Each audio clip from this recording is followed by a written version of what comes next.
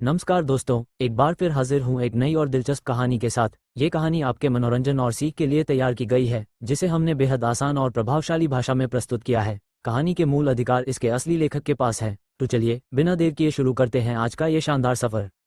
जब केन पहली बार अपनी मास्टर एल्सा, लिलियन और यूनिटी के साथ सेक्ट में आया था, तो उसे गेट पर ही रोक लिया गया था। स्वॉर्ड सेक्ट गेट मास्टर ने उस समय केन का प्लान था कि वह आने वाले दिनों में सेक्ट को डोमिनेट करेगा, लेकिन उस इंसिडेंट की वजह से उसे तुरंत एक्शन लेना पड़ा और वह स्वॉर्ड ट्रायल में पहुंच गया। फिर वह दिन आया जब वह अरेना में खड़ा था, लेकिन ड्यूल से पहले उसे एक क्वेस्ट पूरा करना था, और वह था गेट मास्टर को गुस्सा दिलाना ताकि वह उस पर किलिंग इंटेंट डाले। केन को ज़्यादा परेशानी नहीं हुई, क्योंकि गेट मास्टर पहले से ही उसे उसकी एरोगेंस की वजह से नापसंद करती थी। इससे उनका रिश्ता शुरू से ही खराब रहा, लेकिन ये सब एक गोल के लिए था और केन जीत गया। उसे एक पिल रेसिपी भी मिली जिससे वह अनेक टैलेंट अवेकनिंग पिल बना सकता था। ये रिवॉर्ड बहुत खास था। ये रेसिपी असल में एक बड़े वर्जन का छोटा सैंपल था, जिससे एक बहुत पावरफुल पिल बनती है, लेकिन उसे बनाने के लिए केन को पिल किंग बनना होगा और टियर 9 या 10 पिल्स बनाने लायक होना पड़ेगा। लेकिन टियर 3 वर्जन भी कम नहीं था। इस पिल का काम है किसी के अंदर की नेचुरल टैलेंट को जगाना, यानी उसका ब्लड लाइन एक्टिवेट होगा और उसे कुछ एबिलिटीज मिलेंगी, साथ ही इन्हें टैलेंट्स भी जागेंगे। लेकिन ये सब हायर टियर के लिए था। टियर 3 वर्जन में सिर्फ टैलेंट इंप्रूव होता है, वह भी परमानेंटली, लेकिन यह इस पर डिपेंड करेगा कि यूजर कितना टैलेंटेड है। इसमें ब्लड लाइन अवेकनिंग नहीं होगा, अनेक टैलेंट अवेकनिंग नहीं होगा और स्पिरिट रूट अपग्रेड भी नहीं होगा। लेकिन अगर कोई रूट सेंट तक पहुंच सकता है तो ये पिल उसे रूट ग्रेड सेज या रूट ट्रांसेंडेंट तक पहुंचा सकता है। रूट ग्रेड सेज तो गारंटीड है, मतलब जो लोग सालों से रूट सेज पर अटके हैं उनके पास आगे बढ़ने का मौका होगा।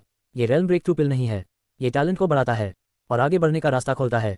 केन ने टावर से खरीदे हुए इंग्रीडियंट्स निकाले। मेरे पास सिर्फ एक मौका है, मुझे गलती नहीं करनी चाहिए, उसने खुद से कहा, और कॉल्ड्रन गर्म करना शुरू किया। एक पिल तब तक पिल नहीं है जब तक वह 100% क्यों ना हो। यह उसने प्राइमोर्डियल पिल रिकॉर्ड्स में पढ़ा था। अब उसे समझ आ गया था, अगर इम्प्योरिटी है तो फायदा अधूरा होगा, इसलिए पिल प्योर होना जरूरी है। शायद मुझे इम्प्योरिटी रिमूवल पिल्स भी बनानी चाहिए, यह अच्छा बिकेगा। हालांकि मुझे पैसे की जरूरत नहीं, शायद फेम के लिए बनाऊं। केंट मुस्कुराया और 13 इंग्रीडियंट्स में से पहला डाला। कुछ मिनट बाद दूसरा, फिर धीरे धीरे बाकी। 30 मिनट के अंदर एसेंस एक्सट्रैक्ट हो गया। अब उसने उसे कंडेंस करना शुरू किया और इम्प्योरिटीज जलाने लगा। वह ध्यान रख रहा था कि ज़्यादा एसेंस न जल जाए। क्या एक दिन मैं पूरी तरह प्योर एसेंस निकाल पाऊंगा, उसने सोचा, लेकिन उसे पता था ये समय की बात है। 30 मिनट बाद पिल बन गई। अब वह आखिरी इम्प्योरिटीज हटा रहा था। कुछ मिनट लगे और फिर उसने पिल को हार्ड कर दिया। जैसे ही पफ साउंड आया, वह मुस्कुराया। गाइया रिजल्ट दिखाने के लिए तैयार थी। उसके लिए 99.9% भी फेलियर था, लेकिन उसकी एल्केमी टैलेंट की वजह से उसने फिर से एक परफेक्ट पिल बना ली। आज की 5वीं, you have successfully concocted an innate talent awakening pill grade tier 3 quality perfect purity 100%। ये ठीक है, अब लोग मेरे बारे में बात करेंगे। पिल मास्टर कॉम्पिटिशन तक। केंट मुस्कुराया। उसे पता था उसका स्टेटस बढ़ने वाला है, क्योंकि वह अकेला है जो परफेक्ट पिल्स बना सकता है। शायद मुझे अपने पास को भी याद करना चाहिए और उससे सीखना चाहिए। वह थक चुका था तो सो गया। जब वह उठा तो 8 दिन बीत चुके थे, लेकिन बाहर सिर्फ 8 घंटे हुए थे। वह तैयार हुआ और टावर सिटी गया लीहुआ से मिलने। बिग ब्रदर, मुझे आपकी बहुत याद आई। लीहुआ दौड़कर उससे लिपट गई। वह निक्सीरा के साथ ट्रेनिंग कर रही थी, जो एल्से की सोल सेंटिनल थी। तुम ट्रेनिंग कर रही थी? मैं डिस्टर्ब नहीं करना चाहता था, केंट ने कहा। मैं बहुत तेजी से ग्रो कर रही हूँ, मास्टर निक्सीरा ने कहा। मैं रेयर टैलेंट हूँ और डेंजरस असैसिन बन सकती हूँ, लीहुआ ने गर्व से कहा। तुम सच में बेस्ट हो, बस उसे ज़्यादा परेशान मत करना, केंट ने कहा। ठीक है बिग ब्रदर, मैं नॉनस्टॉप ट्रेनिंग करूंगी। वह भाग गई। अब वहाँ सिर्फ केंट, निक्सीरा, केल और केलियन थे। ये तीनों सोल सेंटिनल्स थे। केंट ने कहा, मेरे पास तुम्हारे लिए एक मिशन है। ये डिलीवरी मिशन है, लेकिन सीक्रेट होना चाहिए। निक्सीरा ने सिर झुकाया। मैं पूरी कोशिश करूंगी माय लॉर्ड। केंट ने सिर खुजाया। वह अभी भी उसे नाम से नहीं बुला रहे थे। एल्से ने कहा था जब तक वे सोल सेंटिनल हैं वह उसे माय लॉर्ड ही कहेंगे। केंट ने कहा, तैयार रहना, जल्द ही तुम्हें एक मिशन मिलेगा जहां किलिंग और रेस्क्यू दोनों हो सकते हैं। हम तैयार हैं माय लॉर्ड, तीनों ने कहा। केंट ने एक जेड बॉक्स निकाला जिसकी कीमत 300,000 स्पिरिट स्टोन्स थी और निक्सीरा को दिया। फिर एक मैप दिया जिसमें मिला नोबल फैमिली का लोकेशन था। इंस्ट्रक्शंस देने के बाद वे टावर से बाहर गए। जब काम खत्म हो जाए तो सीधे टावर में एंटर करना, कहीं भी हो, केंट ने कहा। निक्सीरा ने सिर हिलाया। फिर दोनों अलग हो गए। केंट वेस्टपोर्ट सिटी की तरफ चला, जहां एक मैनेजर उसका इंतजार कर रही थी। जब केंट वेस्टपोर्ट सिटी पहुंचा तो वह सीधे एवमॉ ग्रीन लाइफ होटल की तरफ गया। यह एथियर किंगडम के सबसे बेहतरीन होटल्स में से एक था। मैनेजर एलिना 14 फ्लोर पर रह रही थी, जो सबसे ज्यादा सिक्योर था। वहाँ कई फॉर्मेशंस लगे थे जिससे कोई भी अंदर घुसकर नुकसान नहीं पहुंचा सकता था, लेकिन इसका मतलब ये भी था कि बिना पता चले अंदर जाना मुश्किल था। लेकिन केंट के पास रूल ब्रेकर स्किल थी, जिससे कोई भी फॉर्मेशन उस पर काम नहीं करता। कुछ ही समय में वह होटल से 4 किलोमीटर दूर एक ऊंचाई पर खड़ा था और होटल को देख रहा था। उसने देखा एक खिड़की खुली है और लाल ड्रेस बाहर लटक रही है। वही एलिना का कमरा था। केंट मुस्कुराया और ब्लिंक स्किल का इस्तेमाल किया। अगले ही पल वह कमरे के अंदर था। ब्लिंक स्किल उसे उन जगहों पर भी ले जा सकती थी जहां वह पहले नहीं गया, बस उसे इमेजिन करना होता था। एलिना बेड पर थी, थोड़ी चौंकी, लेकिन तुरंत संभल गई क्योंकि उसे पता था केंट आने वाला है। केंट ने एक छोटा डिस्क निकाला और उसे सीलिंग पर लगा दिया। फिर वह उसकी तरफ बढ़ा। बहुत समय हो गया एलिना, केंट ने कहा। मैंने तुम्हें बहुत मिस किया, एलिना ने कहा और तुरंत उसे किस किया।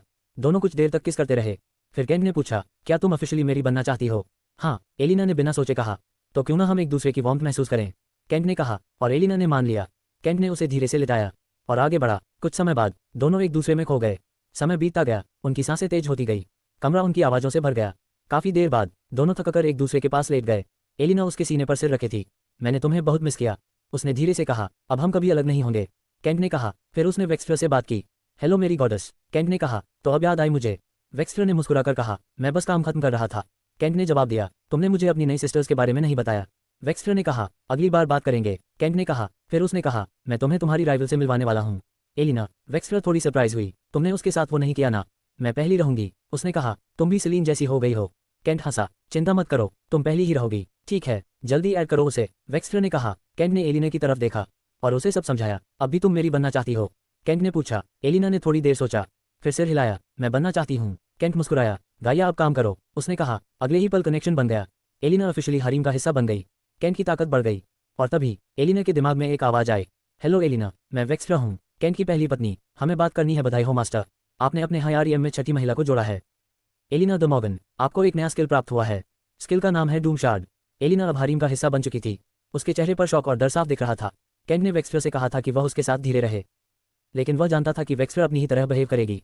वह गॉड रेल्म में अकेली रहती है, इसलिए यह उसके लिए रेयर मोमेंट्स होते हैं जहां वह थोड़ा एंजॉय कर सके। केंट ने ध्यान मैसेजेस पर लगाया। उसने एक और महिला को हरीम में जोड़ा और उसकी ताकत बढ़ गई। लेकिन यह एक्सपेक्टेड था। जो चीज़ नहीं थी वह थी स्किल। जब उसने वेक्स्टर को जोड़ा था, उसे order of hatred and resentment मिला, जो वेक्स्टर का स्किल था। फिर यूनिटी से उसे टेलीपोर्ट मिला, जो बाद में ब्लिंक बन गया, लेकिन यूनिटी के पास वह स्किल नहीं था। फिर लिलियन से एलिमेंटल मैनिपुलेशन मिला, जो एलिमेंटल लॉर्ड बन गया, लेकिन लिलियन के पास भी वह स्किल नहीं था। एल्सा से सोल सेंटिनल मिला, जो उसके पास था, लेकिन फिर रूल ब्रेकर मिला, जो उसकी मास्टर के पास भी नहीं था। केंट सोच में पड़ गया, ये स्किल्स आखिर कहाँ से रहे हैं? कुछ स्किल्स मैच कर रहे थे, कुछ बिल्कुल अलग थे, जैसे सिस्टम का अपना कोई लॉजिक हो। केंट ने सोचा, शायद ट्रू नेम्स का मामला है। वेक्स्टर और एल्सा के ट्रू नेम्स हैं, शायद उसी वजह से उनके स्किल्स मिले। और दूसरी पॉसिबिलिटी, यूनिवर्स खुद उसे रिवॉर्ड दे रहा है। अगर ऐसा है तो ये काफ़ी इंटरेस्टिंग है, लेकिन सवाल यह है, क्यों? केंट मुस्कुराया और स्किल की डिस्क्रिप्शन देखी। Skill name Doom shard, grade mythic, rank SSS. Description, एक काला डायमंड शार्ड बनाओ, हाथ से, जमीन पर स्टॉम्प करके या माइंड से, जो दुश्मन के शरीर को भेज सकता है अगर उसकी डिफेंस तुमसे 3 गुना ज़्यादा ना हो। केंट ने तुरंत स्किल एक्टिवेट किया। एक काला डायमंड शार्ड उसके सामने बना। उसकी आंखें फैल गई। ये बहुत शार्प और स्ट्रॉन्ग था, जैसे डायमंड और मेटल का मिश्रण हो। उसने सोचा, क्या इसे बड़ा किया जा सकता है? उसने फोकस किया और शार्ड लंबा होने लगा। केंट खुश हो गया, अब वह और तेजी से और एफिशिएंटली किल कर सकता है। उसके पास अब ब्लिंक था, रूल ब्रेकर था, एलिमेंटल लॉर्ड था और अब डूम शार्ड भी, साथ ही order of hatred and resentment और उसके स्वॉर्ड स्किल्स। मतलब जितनी ज़्यादा महिलाएं उतने ज़्यादा स्किल्स। केंट ने सोचा, इन स्किल्स का अपग्रेडेड फॉर्म कितना खतरनाक होगा। वह एक असली लड़ाई चाहता था, जहां मौत सामने हो और वह मुस्कुरा सके। उसे नहीं पता था कि सिस्टम पहले से उसके लिए एक डेंजरस क्वेस्ट बना रहा है। कुछ समय बाद वेक्स्टर की आवाज़ उसके दिमाग में गूंजी। मेरे प्यार, बताओ तुमने उस लड़के को पकड़ लिया जिसने मेरी बहन को चोट पहुंचाई? उसकी आवाज़ में गुस्सा था, उसकी किलिंग इंटेंट साफ महसूस हो रही थी। केंट ने जवाब दिया, चिंता मत करो, मैंने उसे पकड़ लिया है। जब तुम फ्री हो जाओ, मैं एलिना को उसके पास ले जाऊंगा। वेक्स्टर शांत हुई। उसने कहा, मुझे कुछ समय चाहिए उसके साथ। केंट ने कहा, जितना चाहो ले लो। केंट खुद भी गुस्से में था। उसने गाइया को आदेश दिया, बैटल डॉल को टावर प्रिजन ले जाओ। 8 घंटे बाद वह एलिना को वहां ले जाएगा, तुरंत के लिए। यह 8 दिन की यातना थी। वेलोसिटी वरिंडर किंगडम के बड़े शहरों में से एक था। यही मिला फैमिली का शासन क्षेत्र भी था। पहले इसका नाम मिला सिटी था, लेकिन परिवार के 5वें मुखिया की मृत्यु के बाद इसका नाम बदलकर वेलोसिटी रख दिया गया। ये शहर सुंदरता और धन से भरा था, लेकिन इसे चलाने वाले लोग बेहद घटिया थे। 2 महीने पहले एक पूरा परिवार मार दिया गया। कारण था आतजान कूनी की बड़ी बेटी का अपहरण, जिसे तुरंत के गुंडों ने उसके घर से उठा लिया। तुरंत मिला परिवार का वारिस था। जब परिवार ने अधिकारियों के पास जाने की धमकी दी, तो उसी वजह से उन्हें मार दिया गया। जिस लड़की को ले जाया गया, उसका फिर कभी कोई पता नहीं चला। 1 महीने पहले भी ऐसा ही हुआ। इस बार एक पूरा मर्सनरी ग्रुप खत्म कर दिया गया और उनकी वाइस लीडर, जो एक सुंदर महिला थी, उसे उठा लिया गया। ये सब ही नहीं था, और भी कई घटनाएं हुई, लेकिन सब दबा दी गईं। जो सच जानते थे उन्हें खत्म कर दिया गया। ये सब तुरंत ने किया, लेकिन उसका परिवार सब जानता था। फिर भी किसी ने उसे रोका नहीं, बल्कि हमेशा उसे बचाया और उसके सबूत मिटा दिए। उनके लिए वे सर्वोच्च थे, लेकिन अब उनका कर्म लौट आया था। केंट ने निक्सीरा को जो मिशन दिया था वह सफल रहा। उसने एक रिकॉर्डिंग क्रिस्टल और एक नोट मिला परिवार के मुखिया को पहुंचा दिया। अगर वह चाहती तो उसे वहीं मार सकती थी। वह उस समय 3 महिलाओं के साथ सो रहा था, लेकिन उसने उसे नहीं मारा, बस एक निशान छोड़ दिया भविष्य के लिए। सुबह जब कील मिला जागा, तो उसने जेड बॉक्स खोला। अंदर एक रिकॉर्डिंग क्रिस्टल था, जिसमें उसके बेटे को यातना दी जा रही थी। वीडियो देखते ही वह खून खांसने लगा। गुस्से से उसका शरीर कांपने लगा।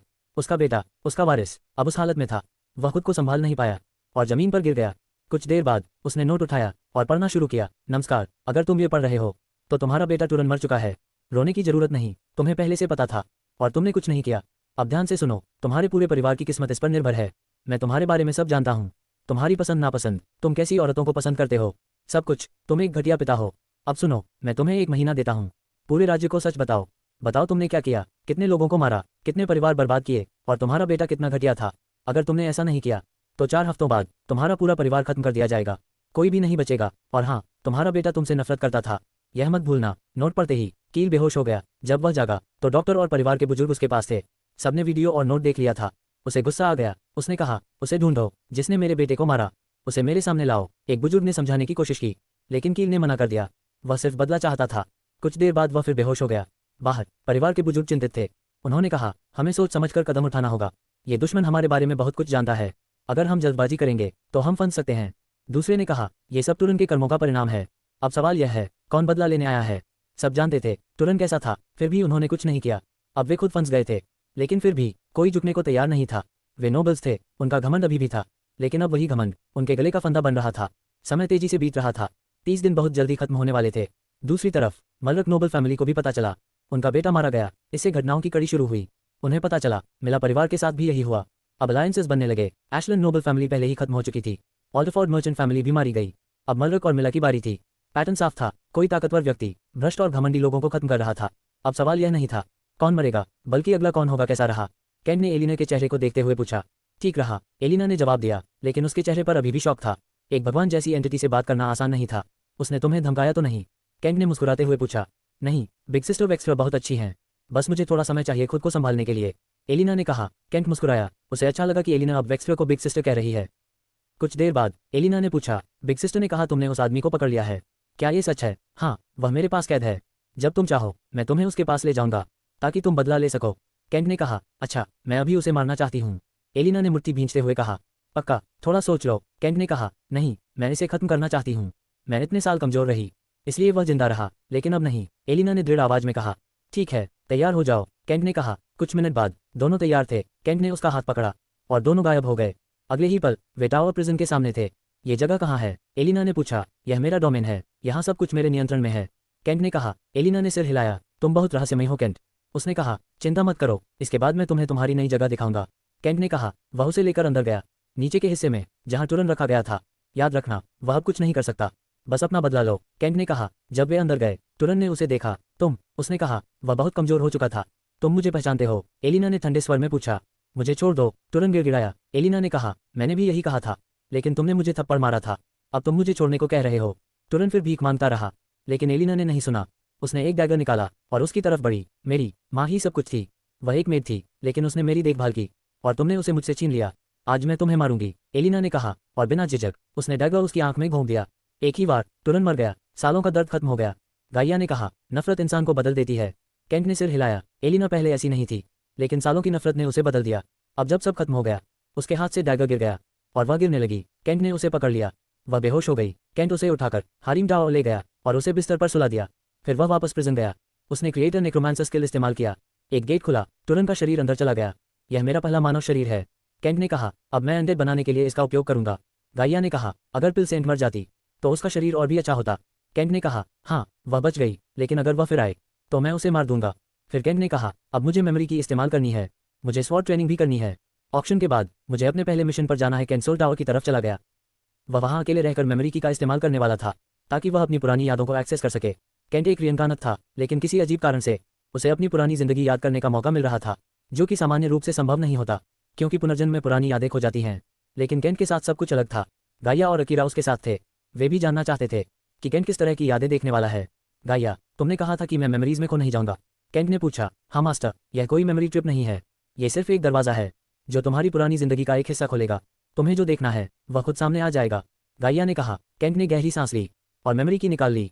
वह सोल पगोडा के बाहर खड़ा था। अकीरा उत्साहित थी, वह इस पल का इंतजार कर रही थी। गाइया ने कहा, अभी खुश मत हो, अंदर क्या मिलेगा किसी को नहीं पता। कुछ देर बाद केंट ने की को आगे किया और उसे घुमाया। अचानक उसमें से हल्की बिजली निकली और धीरे धीरे एक दरवाजा बन गया।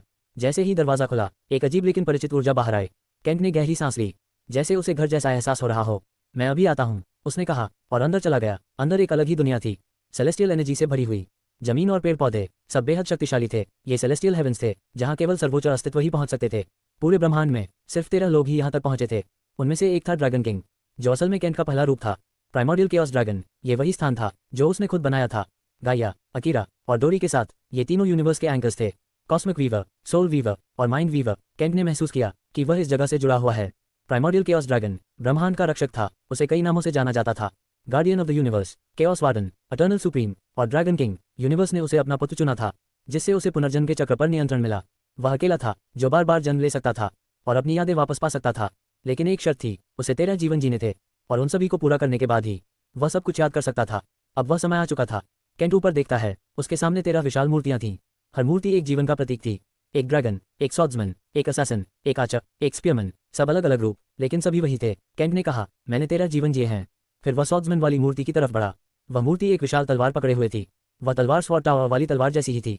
केंट ऊपर चढ़ा और उसने देखा तलवार में एक कीहोल था। उसके हाथ की धीरे धीरे गायब हो रही थी। उसने तुरंत उसे कीहोल में डाला और घुमा दिया। अचानक एक आवाज उसके दिमाग में गूंजी और वह तलवार के अंदर खिंच गया।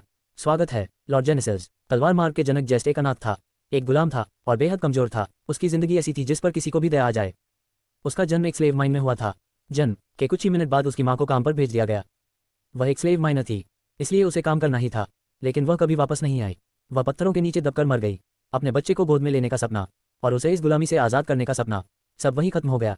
जेस्ट अकेला रह गया, लेकिन आंटी अमर ने उसे संभाला जब तक वह 7 साल का नहीं हो गया। फिर उसे भी बाकी गुलामों की तरह खदान में भेज दिया गया। ये था अल्काट्राज माइन, दुनिया की सबसे खतरनाक और अंधेरी खदान। जेस्ट एक गलत रिश्ते का परिणाम था, एक गार्ड और एक स्लेव का बेटा। उसका जन्म ही नहीं होना चाहिए था, लेकिन वह पैदा हुआ और उसने कभी खुशी नहीं देखी। डर और दर्द में पला, लेकिन उसने हार नहीं मानी। उसने जीना सीखा। 16 साल तक वह एक गुलाम रहा। लोग उसे डे टाइम ड्रीमर कहते थे, क्योंकि वह हमेशा सपने देखता था, आज़ादी के सपने, वॉल ऑफ डेथ को पार करने के सपने। यह 800 मीटर ऊंची दीवार थी, जिसे पार करना नामुमकिन माना जाता था। जो भी कोशिश करता वह मर जाता, लेकिन जेस्ट अलग था, वह हार मानने वालों में से नहीं था। 16 साल बाद अपने जन्मदिन पर वह दीवार के सामने खड़ा हुआ। उसने सबकी तरफ देखा और कहा, आज मैं इस दीवार को पार करूंगा और अपनी किस्मत खुद लिखूंगा। वह चढ़ना शुरू करता है। धीरे धीरे लोग देखते रहे, क्योंकि पहले भी कई लोग कोशिश कर चुके थे, लेकिन जब वह आधे रास्ते तक पहुंचा सब चौंक गए। फिर जब वह 600 मीटर पार कर गया, सब उसका नाम चिल्लाने लगे। उम्मीद बढ़ गई। जेस्ट थक चुका था, लेकिन उसका इरादा मजबूत था। वह चढ़ता रहा। 799 मीटर पर पहुंचकर उसने नीचे देखा। सबकी आंखों में खुशी थी। कुछ रो रहे थे, कुछ उसे आगे बढ़ने के लिए कह रहे थे। उसने 10 मिनट तक सबको देखा, फिर कहा, मैं वापस आऊंगा, और आखिरी कदम चढ़ गया। वह आज़ाद हो गया। अब वह गुलाम नहीं था, अब वह अपनी जिंदगी जी सकता था। उसके पास सिर्फ एक स्पिरिट स्टोन था, उसी से उसने कपड़े खरीदे और धीरे धीरे आगे बढ़ा। 3 महीने बाद वह इंसानों की दुनिया में पहुंच गया। वहां उसने सुना जेनेसिस लाइट सेक्ट भर्ती कर रहा है। वह गया और उसका चयन हो गया। उसके पास प्लैटिनम ग्रेड स्पिरिट रूट था। वह एक जीनियस था। उसने तलवार का रास्ता चुना और बहुत जल्दी स्वॉर्ड ग्रैंड मास्टर बन गया। उसका टैलेंट सबसे अलग था, लेकिन एक समस्या थी, वह स्वॉर्ड सेम से आगे नहीं बढ़ पा रहा था। उसके मास्टर का पाथ वहीं तक सीमित था। उसने कई साल कोशिश की, लेकिन कुछ समझ नहीं आया। वह टूटने लगा। फिर उसने खुद से कहा, जैसे मैंने वॉल ऑफ डेथ पार किया, वैसे ही मैं अपना रास्ता खुद बनाऊंगा।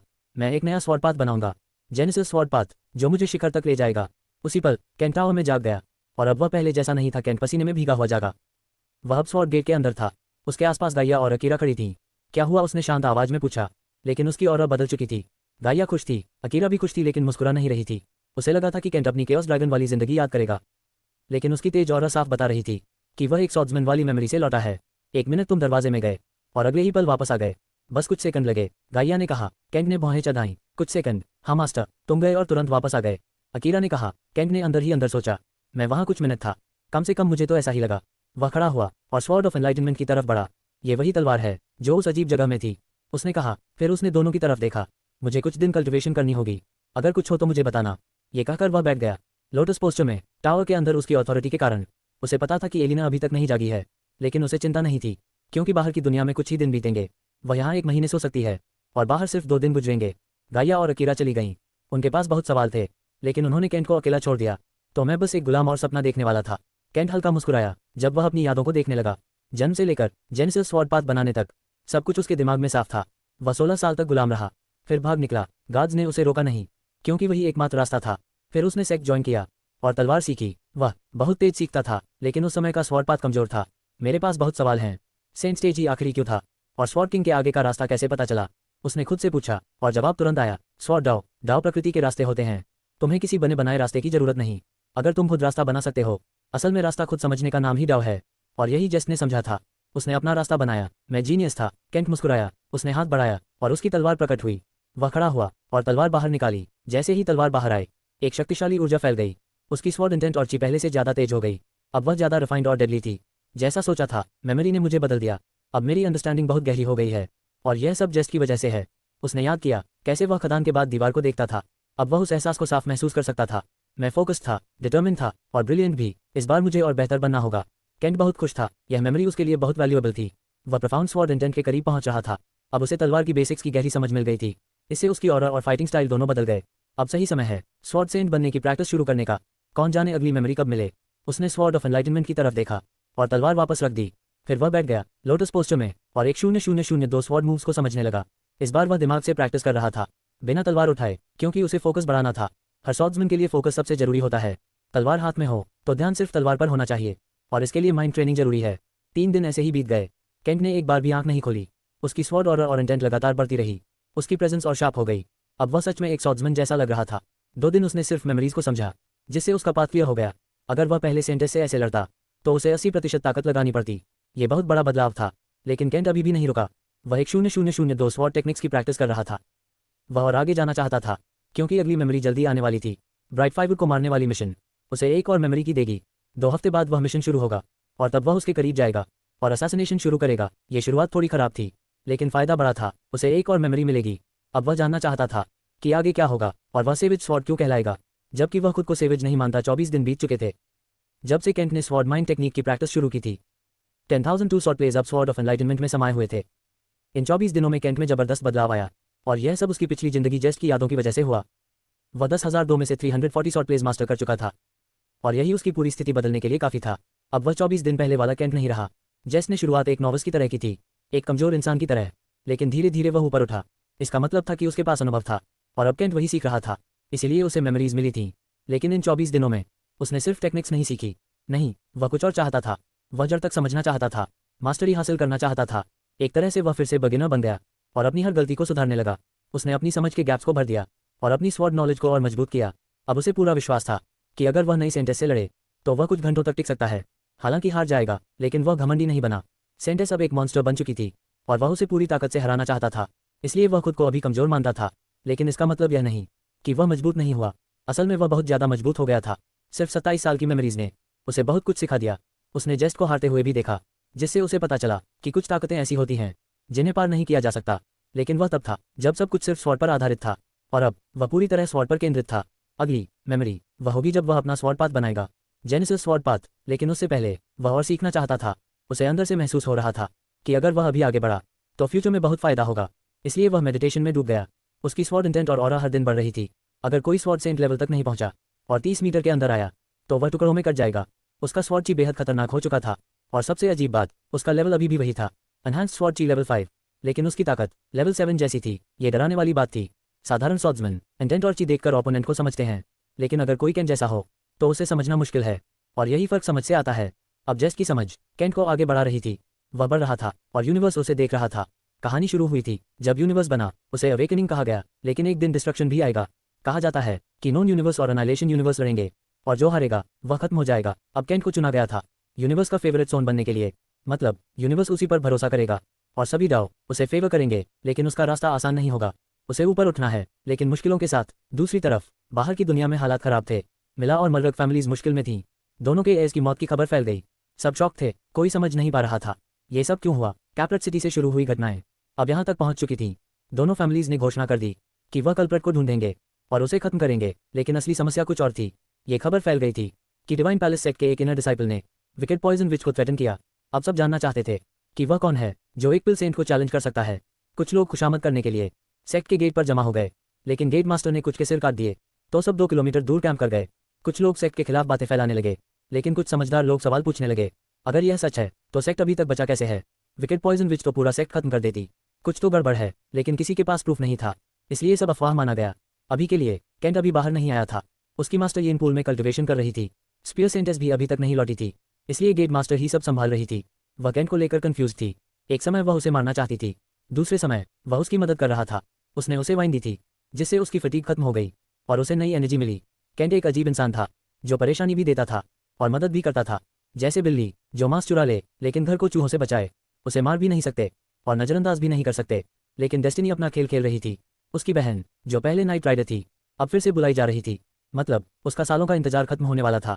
अब सिर्फ एक सवाल बचा था, क्या वह कैंट पर भरोसा कर सकती है अपनी बहन को बचाने के लिए, जो कई सालों से कैद में है और उम्मीद खो रही है। 72 दिन बीत चुके थे जब से कैंट सिक्लूजन में गया था, और इन 72 दिनों में उसने सिर्फ एक काम किया, एक ही जगह बैठा रहा, आंखें बंद, हाथ घुटनों पर। वह गहरी मेडिटेशन में था, तलवार के रास्ते को पूरी तरह समझने में लगा हुआ। अगली मेमोरी में जाने से पहले उसे अपनी नींव मजबूत करनी थी। जेस्ट की यादों ने उसकी बहुत मदद की। अब वह सिर्फ 10,002 शॉर्ट प्लेस को मास्टर कर रहा था, और कई हफ्तों में उसके अंदर सिर्फ एक चीज़ बदली थी, उसकी एनर्जी। उसने एक बार भी हिला तक नहीं, लेकिन उसकी स्वॉर्ड ची और इंटेंट बहुत ज़्यादा मजबूत हो चुकी थी। अब अगर कोई स्वॉर्ड्समैन एनहांस्ड स्वॉर्ड ऑरा के 7 लेवल पर भी हो तो भी उसके सामने टिक नहीं पाएगा। उसकी स्वॉर्ड इंटेंट अभी भी लेवल 5 पर थी, लेकिन उसकी ताकत लेवल 7 जैसी थी। हाँ, कैंट ने 72 दिन बाद आंखें खोली। वह खड़ा हुआ और अपनी तलवार उठाए, कुछ देर उसे हाथ में पकड़े रखा, फिर धीरे धीरे उसे बाहर निकालने लगा। जैसे ही तलवार बाहर आए, उसकी प्रेजेंस बदल गई, उसकी एनर्जी और रिफाइंड हो गई, और उसकी स्वॉर्ड ची का इंटेंट बेहद भारी हो गया, इतना ज़्यादा कि उसके आसपास कोई भी दब सकता था। जैसे जैसे तलवार बाहर आती गई, उसकी ऑरा और बढ़ती गई, जैसे उसकी सारी ताकत तलवार में बंद थी। पूरी तलवार निकालने के बाद उसने वापस शीत कर दी। ये बहुत ज़्यादा ओवरवेलमिंग था। सिर्फ 700 शॉर्ट प्लेस इतने पावरफुल हैं, तो 10,002 होने पर क्या होगा। कैंट हल्का मुस्कुराया और स्वॉर्ड ब्रिज की तरफ देखने लगा। क्या मैं इसे चैलेंज कर सकता हूँ, उसने सोचा। ये स्वॉर्ड सेंट बनने की शर्त थी। उसे 13 ऑब्स्टिकल्स पार करने थे, हर बार जीतना था, चाहे कितनी बार कोशिश करनी पड़े। गाइया ने उसे पहले मना किया था, लेकिन अब वह बदल चुका था। अब वह बिना सोच के तलवार नहीं चलाता। अब उसके पास एक्सपीरियंस और फोकस था। अब वह सच में एक स्वॉर्ड्समैन था। कोशिश करने में क्या जाता है। वह आगे बढ़ा। कुछ ही पलों में वह स्वॉर्ड ब्रिज के पास था। एक विशाल तलवार जो दूर तक फैली थी, उस पर सैकड़ों लोग खड़े हो सकते थे। बहुत खूबसूरत है, कैंट ने कहा, और अगले ही पल वह उस पर था। कुछ कदम चलने के बाद एक मैसेज सामने आया, welcome to the sword bridge. तुम्हें 13 स्वॉर्ड्समैन को हराना होगा। मौत परमानेंट नहीं है, लेकिन हर मौत डिफिकल्टी बढ़ा देगी। बस यही बाकी था। कैंट ने सांस छोड़ी और आगे बढ़ा। कुछ कदम बाद वह रुक गया। कुछ बदल गया था। उसके सामने उसका ही एक क्लोन खड़ा था, सफेद आर्मर में, चांदी जैसे बाल और सफेद तलवार। वह बिल्कुल कैंट जैसा दिख रहा था। कैंट हल्का मुस्कुराया। उसे समझ आ गया, क्लोन में उसकी सारी एबिलिटीज थी, लेकिन बेहतर वर्जन। वह आगे बढ़ा। 50 मीटर की दूरी पर उसने अपनी स्वॉर्ड इंटेंट रिलीज की। क्लोन ने भी वही किया, और उसी पल कैंट समझ गया, वह पीछे है। उसने तुरंत तलवार निकाली। क्लोन ने भी। प्रेशर बहुत ज्यादा था। फिर दोनों भिड़ गए। शॉकवेव्स फैल गईं। कैंट ने कई अटैक्स किए, लेकिन क्लोन ने सब रोक दिए आसानी से। कैंट मुस्कुराया। यह आसान नहीं होगा, लेकिन वह रुका नहीं। अटैक करता रहा, डिफेंड करता रहा और सीखता रहा। अचानक क्लोन ने 24 स्ट्रिंग वीविंग स्ट्राइक किया। कैंट पीछे हट गया। अटैक परफेक्ट था, लेकिन कैंट ने भी वही किया। दोनों टकराए और जोरदार ब्लास्ट हुआ। गाइया और अकीरा दूर से देख रही थीं और खुश थीं। कैंट ने फिर अटैक किया, लेकिन इस बार क्लोन आगे था। उसने 36 स्ट्रिंग वीविंग स्ट्राइक किया। कैंट ने भी काउंटर किया, और फिर दोनों हर वर्जन यूज करने लगे। स्ट्रिंग वीविंग स्ट्राइक के अटैक कैंसिल होते रहे। कैंट को ये बैटल पसंद आ रही थी। 10 मिनट हो चुके थे। फिर उसने लेवल बढ़ाया। Rapid slash. पहले वह 100 आर्क्स बना सकता था, अब उसने 230 बनाए। पूरी हवा गोल्डन स्वॉर्ड आर्क से भर गई। यह अटैक बहुत खतरनाक था। ग्रैंड मास्टर तो समझ भी नहीं पाएगा, स्वॉर्ड सेन भी डर जाए, लेकिन क्लोन नहीं। उसने कैजुअली तलवार चलाई और कैंट ने फर्क देख लिया, और उसी पल वह मर गया। धत, मरना बिल्कुल भी अच्छा नहीं था। कैंट तलवार पुल के किनारे बैठा हुआ था। क्लोन गायब हो चुका था और वह आखिरी हमले में मर चुका था। तो ये क्लोन मेरी स्किल के स्तर पर लड़ता है, लेकिन उसे मुझसे कहीं बेहतर तरीके से इस्तेमाल करता है। कैंट निराश नहीं था, बल्कि यह उसके लिए आंख खोल देने वाला अनुभव था। अब उसे इस ट्रायल की असली प्रकृति समझ में आ गई थी। जब उसने 24 स्ट्रिंग वीविंग स्ट्राइक का इस्तेमाल किया, क्लोन ने भी वही किया। लेकिन एक तलवारबाज होने के नाते कैंट साफ देख सकता था कि दोनों हमलों में कितना अंतर था। क्लोन की ताकत और नियंत्रण उससे कई गुना ज्यादा था। वह तब सच में चौंक गया जब उसने देखा कि क्लोन कितनी आसानी से आगे की तकनीकों का इस्तेमाल करता गया और सीधे 72 स्ट्रिंग सोवरेन स्ट्राइक तक पहुंच गया। क्लोन को सही मायनों में परफेक्ट कहा जा सकता था, लेकिन बात यहीं खत्म नहीं होती। क्लोन सिर्फ उसकी स्किल की नकल नहीं कर रहा था, बल्कि वह उस स्किल का असली और पूर्ण स्तर भी दिखा रहा था। यही कारण था कि कैंट मारा गया। एक ही बार में 450 तलवार आर्क्स। उसने 230 आर्क्स निकाले थे और वह भी पूरी तरह परफेक्ट नहीं थे, जबकि क्लोन ने 450 निकाले और वह भी पूरी तरह संतुलित। दोनों ने एक ही एनिहिलेशन स्वॉर्ड तकनीक का इस्तेमाल किया, लेकिन फर्क आसमान और जमीन का था। यह पागलपन है। मैं खुद को जीनियस समझ रहा था सिर्फ इसलिए कि मैं 230 आर्क्स निकाल सकता हूँ। उसके चेहरे पर हल्की मुस्कान आई। अगर मुझे इसे हराना है तो मुझे इस तकनीक को उसी स्तर तक मास्टर करना होगा, बल्कि उसे भी बेहतर समझना होगा। वह कुछ पल चुप रहा। लेकिन क्या यह मुमकिन है? अगर यह मेरा परफेक्ट रूप है तो क्या मैं इससे आगे निकल सकता हूँ? उसने गहरी सांस ली। शायद मुझे स्ट्रिंग वीविंग स्ट्राइक से ही इसे हराना होगा, यही एक तरीका दिखता है। लेकिन कौन कह सकता है कि इसके पास और कोई चाल नहीं है? अगर यह मेरी बाकी स्किल्स भी इस्तेमाल करे तो? अगर यह रैपिड स्लैश से आगे चला जाए तो? अगर यह ऐसी स्किल्स इस्तेमाल करे जो मेरे पास भी नहीं है? ये तुम्हें खुद पता लगाना होगा मास्टर, गया ने जवाब दिया। कैंट ने सिर हिलाया। उसे समझ आ गया कि अभी तक उसने जो देखा है वह इस ट्रायल का सिर्फ एक छोटा हिस्सा है। सब कुछ बताओ गया। गया मुस्कुराए। ये क्लोन तुम भी हो और नहीं भी हो। ये तुम्हारा परफेक्ट स्वॉर्ड ग्रैंड मास्टर रूप है, लेकिन इसके अंदर जेनेसिस स्वॉर्ड पाथ का असली सार भी मौजूद है। मतलब तुम अपने ही परफेक्ट रूप से लड़ रहे हो, जो तुम्हारी हर स्किल को पूरी तरह सही तरीके से इस्तेमाल कर सकता है। कैंट ने हल्की हंसी छोड़ी। मतलब मैं फंस गया हूँ कुछ हद तक, गया बोली, लेकिन तुमने 13 मिनट तक टिककर बहुत अच्छा किया। मैंने सोचा था तुम 40 सेकंड में मर जाओगे। कैंट ने मजाक किया। गया, अब अकीरा मेरी फेवरेट है। अकेरा शर्मा गई। उसका अनुमान क्या था? 23 सेकंड। कैंट हंस पड़ा। वे गलत नहीं थी, लेकिन इसका मतलब यह भी था कि वह पहले से ज्यादा मजबूत हो चुका था। अपने ही परफेक्ट रूप से लड़ना और 13 मिनट टिकना कोई छोटी बात नहीं थी। अब मुझे क्या करना चाहिए? गया ने जवाब दिया। ट्रेनिंग। 10,002 तलवार तकनीकों को मास्टर करो। ज्यादा लड़ाइयां लड़ो। मेरे पास एक बैटल डॉल है जो तुम्हारी तरह लड़ सकती है। जितना ज्यादा तुम उससे लड़ोगे उतना ही तुम परफेक्ट रूप के करीब पहुंचोगे। अपने मास्टर और उसकी बहन के साथ भी अभ्यास करो, और अगर तुम एक एनलाइटनमेंट पा लेते हो तो तुम और आगे बढ़ जाओगे। कैंट ने सिर हिलाया। समझ गया। वह खड़ा हुआ और अपनी तलवार म्यान में रखी। उसकी आंखों में अब पहले से ज्यादा दृढ़ता थी। अब मैं रुकने वाला नहीं हूँ। फिर उसने महसूस किया अलेना जाग रही है। वह हल्का मुस्कुराया। अच्छा है, अब सब बदलने वाला है। गया ने कहा, तुम्हारी मास्टर बाहर आ चुकी हैं और स्पीयर सेंटेज भी तुम्हें ढूंढ रही है। कैंट ने पूछा, यह मुस्कान क्यों है? तुम्हें जल्द ही पता चल जाएगा। और हाँ, अंकल ड्रू और वह लड़की भी वापस आ गए हैं और सेट के अंदर कुछ ढूंढ रहे हैं। कैंट ने सिर हिलाया। ठीक है, मैं चलता हूँ। वह मुड़ा और आगे बढ़ गया। इस बार वह पहले से ज्यादा मजबूत बनने के लिए तैयार था। कैंट टेलीपोर्ट हुआ और अगले ही पल वह हिरम टावर के अंदर था। वह फिर आगे बढ़ा और अचानक वह उस कांच की इमारत के सामने खड़ा था जहां प्लेजर बेड रखा हुआ था। वह अंदर गया और वहां बिस्तर पर चारों तरफ देखते हुए एलेना बैठी थी, जो अभी अभी अपनी नींद से जागी थी। तुम्हें आने में काफी समय लग गया, कैंट ने कहा, जिससे उसका ध्यान उसकी ओर गया। जिस कमरे में वह थी वह उसने पहले कभी नहीं देखा था और न ही उसने कभी इतनी शानदार बिस्तर पर सोया था। सच तो ये था कि उसे ये भी नहीं पता था कि इस दुनिया में ऐसा बिस्तर होता भी है। मैं कहाँ हूँ? उसने चारों तरफ देखते हुए पूछा। तुम अपने नए घर में हो। यही वह जगह है जहाँ मैं और मेरी सभी औरतें समय बिताते हैं। अब तुम मेरी औरत हो, इसलिए तुम्हें यहाँ की हर चीज़ का अधिकार है। अलेना ने उसे ऐसे देखा जैसे पूछ रही हो कि क्या ये सच है, जिस पर कैंट ने बस मुस्कुराकर सिर हिला दिया। तुम पहले से ही महसूस कर सकती हो कि तुम इस जगह से जुड़ी हुई हो। ऐसा इसलिए क्योंकि मैंने तुम्हें इस जगह से जोड़ दिया है जिससे तुम यहाँ की मालिक जैसी बन गई हो। अलेना को यकीन नहीं हो रहा था। अभी अभी वह जागी थी और अब उसे ऐसी चीजें माननी पड़ रही थी जो उसने कभी सोची भी नहीं थी। क्या ये सच है? उसने पूछा। पूरी तरह सच। यह कोई सपना नहीं है, कैंट ने उसका हाथ पकड़ते हुए कहा। तुमने अपना बदला ले लिया है और अब अपने पुराने दर्द और तकलीफों से मुक्त हो चुकी हो। हर चीज के लिए धन्यवाद कैंट। सच में मैं अब आज़ाद हूँ। मुझे बस कुछ दिन चाहिए ताकि मैं इस सब को समझ सकूं। तुम्हारे पास यहाँ जितना समय चाहो उतना है। यहाँ का समय बाहर की दुनिया से अलग चलता है, कैंट ने कहा। तो मैं यहाँ कुछ दिन अकेले बिताऊंगी। न मैं बाहर जाऊंगी और न ही कोई मुझसे मिलने आएगा, उसने कहा। ठीक है, तब तुम यहाँ आराम से रहो। मुझे बाहर कुछ काम है, इसलिए तुम्हारे लिए यहाँ कुछ महीने बिताना अच्छा रहेगा, कैंट ने कहा। अलेना ने सिर हिलाया लेकिन फिर पूछा, यहाँ का समय बाहर से कितना अलग है? यहाँ के 24 दिन बाहर का एक दिन होते हैं। मतलब बाहर का 1 घंटा यहाँ का 1 दिन है। और चिंता मत करो, यहाँ तुम बूढ़ी नहीं होगी। सच में? हाँ सच में, ये जगह बहुत खास है। यहाँ एक सुंदर बगीचा भी है जिसमें हर तरह के फल हैं। चलो जाने से पहले तुम्हें दिखाता हूँ। दोनों हेरम टावर घूमने निकले। कैंट उसे लव गार्डन ले गया जहाँ वे कुछ समय तक घूमते रहे। वहाँ के फल साधारण नहीं थे और अलेना, जो एक ऑक्शन हाउस मैनेजर थी, उनकी कीमत समझ सकती थी।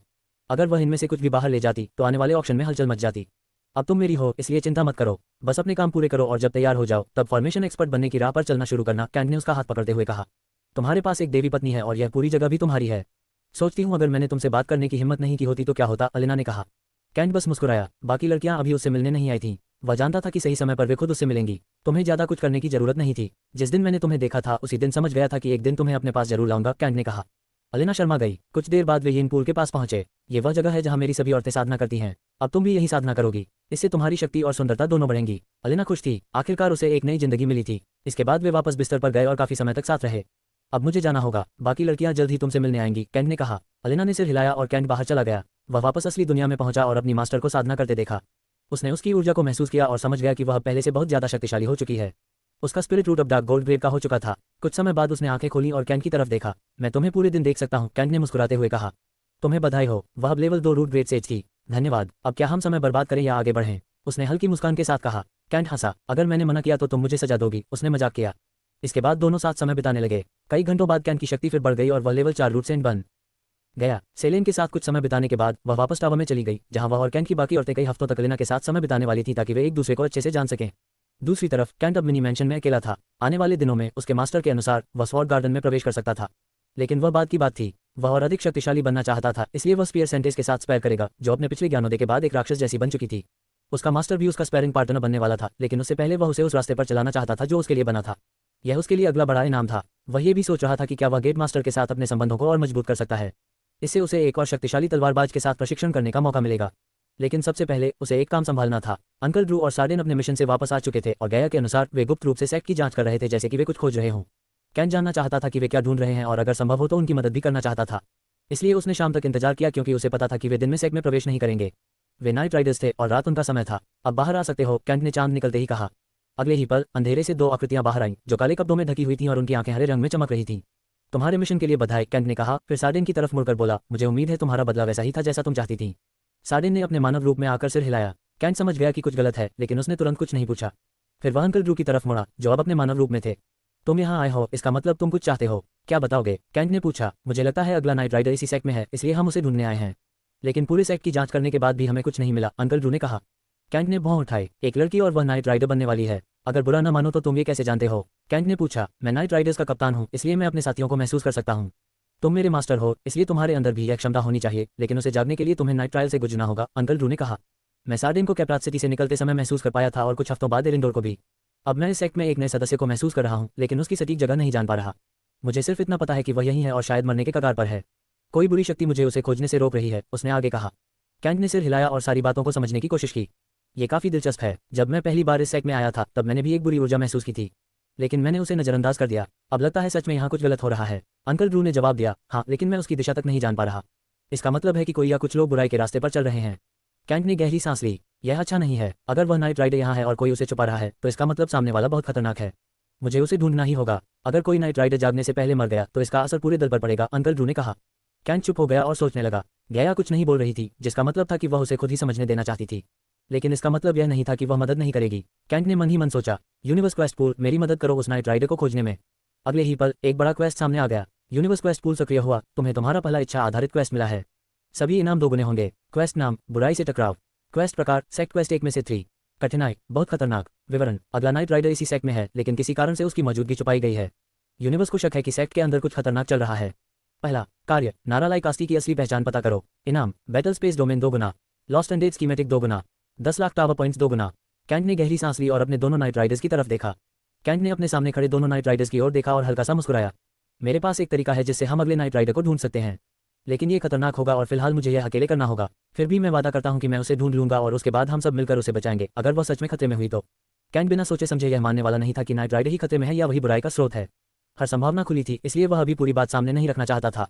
धन्यवाद यंग मास्टर, अंकल ड्रू ने गहरी सांस लेते हुए कहा। इसकी चिंता मत करो, अगर तुम्हारी साथी सच में खतरे में है तो मैं जितना कर सकता हूँ उतना करूंगा। कैंट फिर सार्डिन की तरफ मुड़ा। तुम कुछ कहना चाहती हो? बोलो, हम सब अपने हैं। कैंट अपने साथ जुड़े लोगों की भावनाएं महसूस कर सकता था, इसलिए उसे पता था कि सार्डिन के मन में कुछ चल रहा है। मुझे आपकी अनुमति चाहिए। मैं मालरिक नोबल फैमिली के खिलाफ जाना चाहती हूँ। उन्होंने लगभग मुझसे मेरी ही बहन को मरवा दिया था और जो मैंने पता लगाया है उसके अनुसार वे लोग गुलामी के धंधे में शामिल हैं। गुलामी शब्द सुनते ही कैंट का चेहरा बदल गया। ये शब्द उसके अंदर कुछ ऐसा जगह देता था जिसे वह खुद भी पूरी तरह समझ नहीं पाता था। अब उसे समझ आ रहा था कि यह गुस्सा कहाँ से आता है। यह उसके पिछले जीवन जेस्ट के रूप में बिताए गए समय की वजह से था। गुलामी उसके लिए सिर्फ एक शब्द नहीं था, बल्कि दर्द, अपमान और नफरत का प्रतीक था। इतने सालों बाद भी सिर्फ ये शब्द सुनकर ही उसका खून खौल उठता था। अगर संभव होता तो वह अपना पूरा समय सिर्फ गुलाम व्यापारियों को खत्म करने में लगा देता। तो तुम उनके पीछे जाना चाहती हो? कैंट ने पूछा। सार्डिन ने सिर हिलाया। कैंट ने अंकल ड्रू की तरफ देखा। क्या तुम उसके साथ जाओगे? नहीं, यह उसका मिशन है, इसलिए वह अकेले जाएगी। जरूरत पड़ी तो मैं मदद करूंगा, लेकिन अभी मैं यहाँ रहकर नाइट राइडर वाले मामले में आपकी मदद करूंगा, अंकल ड्रू ने जवाब दिया।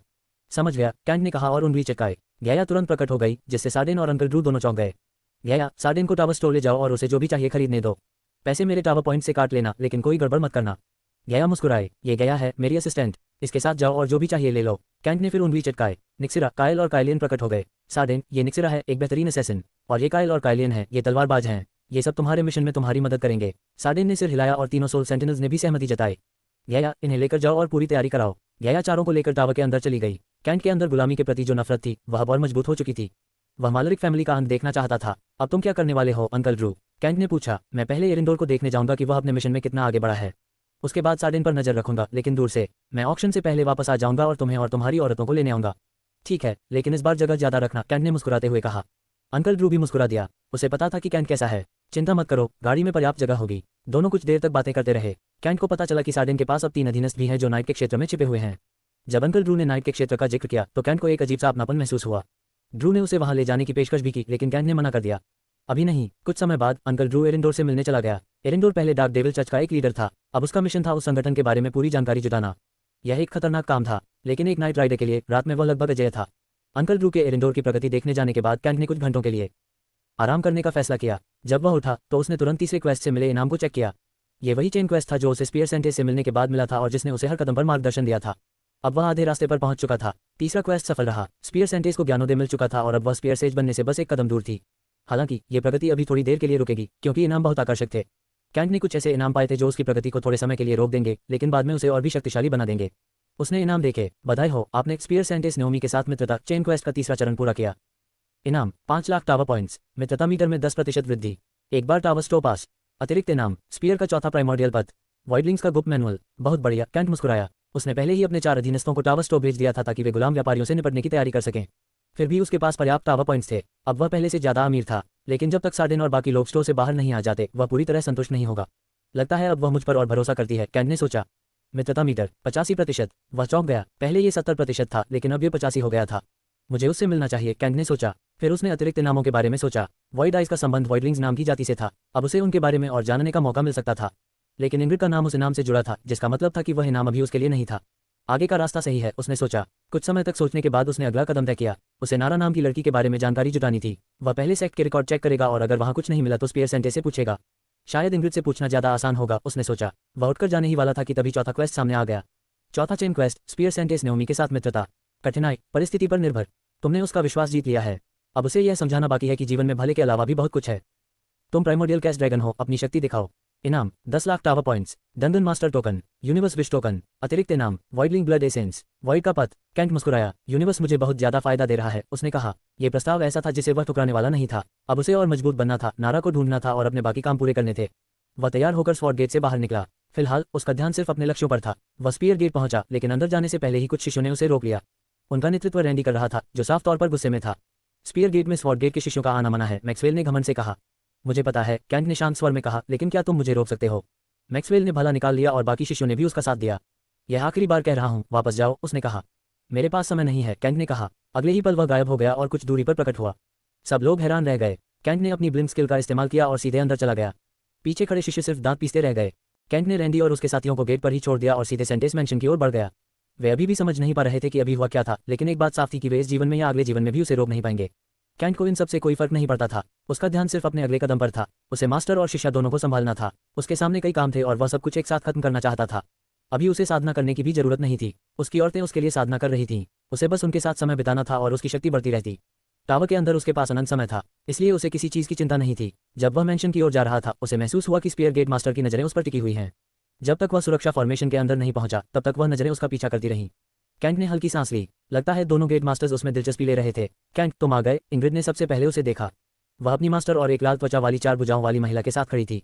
वह महिला आकर्षक थी, लेकिन कैंट समझ गया कि वह बेहद खतरनाक है। कैंट ने इंग्रिड को हाथ हिलाकर जवाब दिया। उसी समय सेंटेस और वह 4 भुजाओं वाली महिला उसकी ओर मुड़ी। एक पल के लिए कैंट का दिल रुक सा गया। सेंटेस अब पहले से कहीं ज्यादा खतरनाक हो चुकी थी। उसकी आंखों में देखकर ही कैंट समझ गया कि उसे क्या करना है।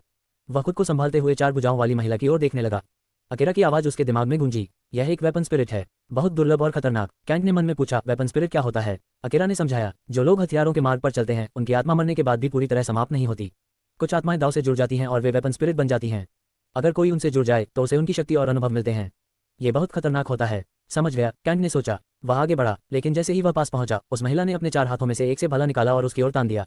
इंग्रिड और उसकी मास्टर चौंक गईं, लेकिन अगले ही पल उस महिला ने भाला जमीन में गाड़ दिया और घुटनों पर बैठ गई।